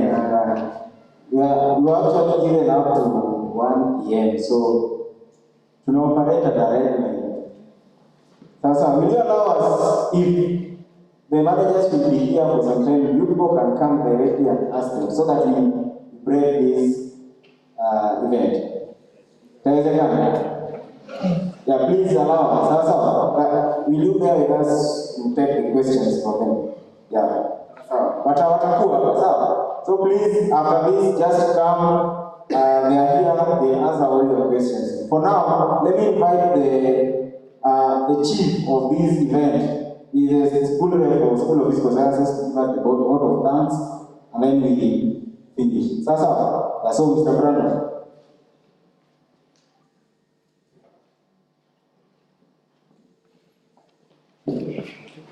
Thank you. Thank you, MC. Guests, the societies that are present, and the students. Good afternoon. First of all, I just want before I forget, there is something that Sako was telling me. There was a student that wants to present something. Where is he? Yes, come. I'll give you only 1 minute to give maybe just say what you want to say. Then I give vote of thanks. Kindly. Okay, yes. Okay, good afternoon. I know time is much gone. I will take the shortest time possible to present what I have here. So, I am a student who was here, and I completed my studies last year. I was taking industrial chemistry, and I was doing a project on green energy. So far, we have been pushing this project for quite a long time. And today I saw the need to come because there were people who are willing to assist us and support our project. Our project is about green energy. It involves generating energy from green plants. And some of the things that we may have achieved for now, I won't read all of it, but first of all, my name is Geoffrey Mali. Actually, I did not introduce myself when I came here. I am working with Alex Mwiru to do this project, and so far we participated in Tech Expo last year and we became third. So we proceeded to Safari Park, Lanjon, where there was an Energy Management Award organized by Kenya Association of Manufacturers to showcase our project, and most people were impressed by it. So far we are looking for people who can sponsor us to go on with our project, so that we can come up with a system that can be generating energy in Kenya. Recently, most people are relying on Kenya Power for electricity, but we have come up with a way in which we can generate energy from plants. This project, the advantages of this project is that the energy that we are generating is clean, green, and affordable. So what I want to urge our esteemed guest is to support us. If you can support us with funds, in order for us to be able to continue with the project, in order for us to be able to generate energy, we appreciate it very much. So, I want just, we had applied for a sponsorship from Korean government, and we are still in consultation, but they are also willing to give us a grant or support. But even if we get more investors who can support us with our project, we'll appreciate very much. With that few remarks, because of time, I won't go in much details. I want to say thank you.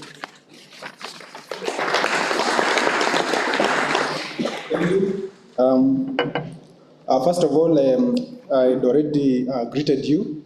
I'll introduce myself as Brandon Mudavadi. I know most of you are common with Mudavadi. Yeah? I'm the school representative for the School of Physical Sciences. These are the guys who voted me. We normally do in voting in the university. We normally have democracy, and leaders are being chosen by vote on the ballot. Is it in the ballot or on the ballot? Okay, it's okay. So my task is very simple. It's just to give vote of thanks. And first of all, I want to thank God for enabling us to reach this far and to be able to organize, because we have been organizing for a very long time. In fact, even Sako and Moses will tell you, before even we campaigned for last year, when we were going for school representative position, when I was vying for school representative position, we came out with this thing in mind, this activity in mind, so that at least we put it in our schedule as the School of Physical Sciences, because School of Physical Sciences, since I joined here in 2018. Since I joined here, I've never attended a career event. So I think this is the first one. This is the first one that we are attending, and for that case, we really appreciate for you students. I really appreciate you for the support and everything. So God has enabled us, and I appreciate Him very much. For those who maybe say Allah, we thank Allah. Sawa. Tunashukuru sana Allah kwa kuwezesha kuweka hii activity ikuwe successful. Then again, I want to take this opportunity to thank the university and all the stakeholders, the media. You've really accepted our proposals and everything. We have been going up and down just to come and see you, so that at least we can air this event alive. I mean. So we are very grateful for the social media. And again, I want to thank the DJ, because I know he's here. He's very good, and he's one of the students in this school. Finalist. He's a finalist, by the way. He's Robert from the School of Physical Sciences. But again, you can see it's not about. That's why we say that in the university it's not all about just reading and doing theories and everything. Look for a way that you can build yourself up. As much as you are a chemist, you also need some skills and very many things. You need connection. You need to talk to people. You need to socialize. You need to meet such managers. You need to meet Wakina Dr. Gitu Hapa, so that they can at least help you to grow, as a university chemistry or a physics student. So DJ Roba, thanks a lot. And then again, I want to thank all the managers who are here, the manager of companies, Osho Chemicals. I want to thank the different institutions and organizations. You have seen the KCS here, the Kenya Chemical Society. And Dr. Gitu is the chairman. This is a national chairman, by the way. Don't think that venye ako tu hapa ni mtu kidogo sana. Si mtu kidogo. He's the national. He's the one who chairs the national. Is it the national committee of the Chemical Society of Kenya?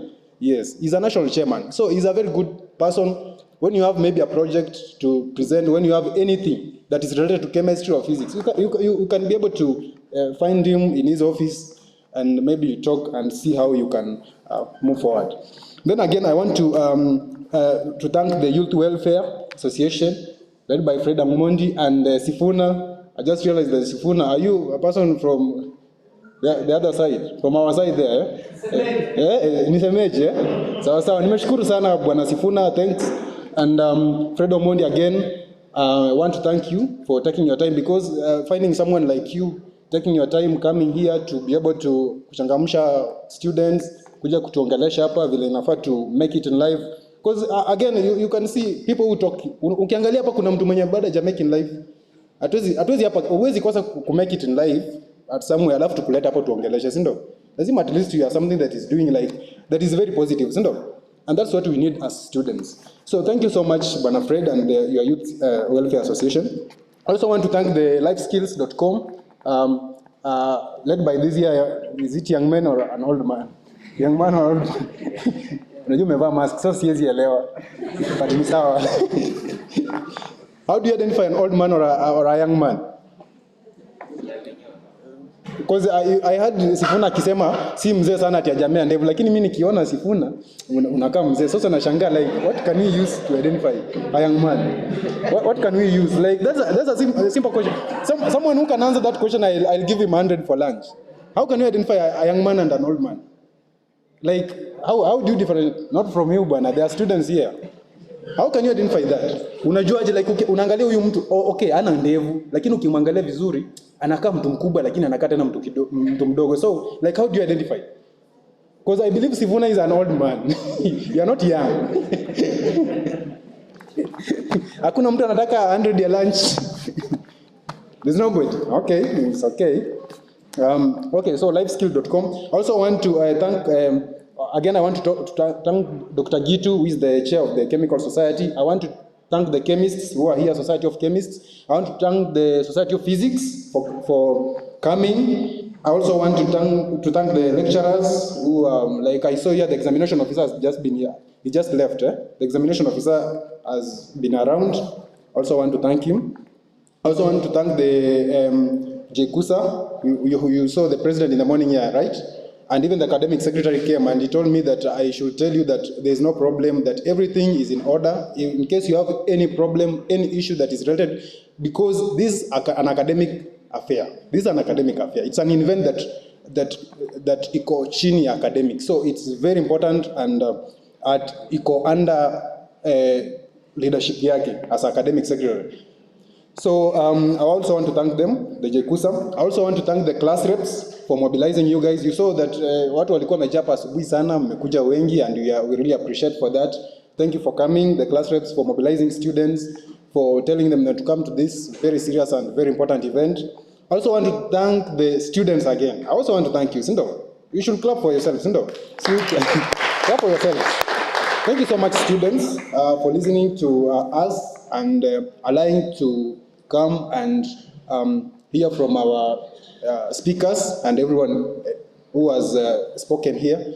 I thank you so much. I'm really humbled and I appreciate very much. I think inafaa siku moja to organize siku tukikuwa na fun day tuanulie soda, si ndio? Kindly just bear with us. It's just because the funds were not enough, because I tried to follow up by the school, because there are some funds that are allocated to clubs and society and even the schools, but there is a procedure that needs to be followed. I tried to following up, but ikakuwa na issue kidogo. But just in case that we have, maybe in the future, if we have maybe a day or fun day or it's sports day, we can still take, sindo? Sasa baadaye kuchukua moja tuchukue mbili, sindo? I'll organize for that. So thank you so much. Thank you. And I really appreciate. Then again, for the last thing that I wanted to talk about is about the Society of Chemists. I've seen that wanaweza unda sabuni, si ndio? They can, wanaona wanaunda sabuni, wanakuja na sabuni, so that at least so nilikuwa nataka, I have been talking to the president and even the parties that are concerned in the university, so that at least we get a contract of soap making. At least kama mkipatiwa hata 40 liters or even 60 liters to make for the school should give you, sindo? The university will be paying you for making that soap. You will be providing that soap to the university so that they can use in washing. So unaonanga tunatumikia sabuni kila everywhere. Kila mahali hapo wanatumia sabuni. So if you can be given that contract, it will be very good and it will be a very nice. It's a very nice idea and I'll be able to organize that. I've told the president about the same. Now we just need to go and sit with the DVC. Sorry, we need to go and sit down with the DVC academic administration together with the president, and the academic secretary will come out and will give you contract for making that soap. Maybe for you to be able to raise funds. And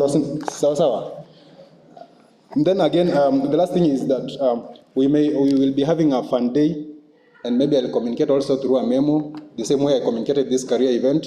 And the only thing I can just say that I'm really humbled and I really appreciate you guys for taking your time. You're very nice guys. I've never seen students who cooperate like you guys. Like you're just very amazing. Even the president was amazed here. Simuliona asubuhi hata kishtuka. I'm very humbled na nawapenda sana. Sawa. Asanteni sana. Have a good day ahead and have a beautiful week. Thank you. Yeah, let's appreciate the school representative. organizing events imekuwa noma sana. The meetings that and the calls that we have to make, my friend, it's not easy. Mobilizing these people and facing the very experienced managers like the ones you are seeing here, it's not an easy thing. So he really did a good job, and we appreciate that, Mr. Brandon. Yeah, so we've come to the end of this event. I would like to invite a volunteer to pray for us. And then just a reminder, if by any chance you still have a very burning question, please don't sit on it. Come and talk to them after we pray. Sawa? Yes. So any volunteer, please?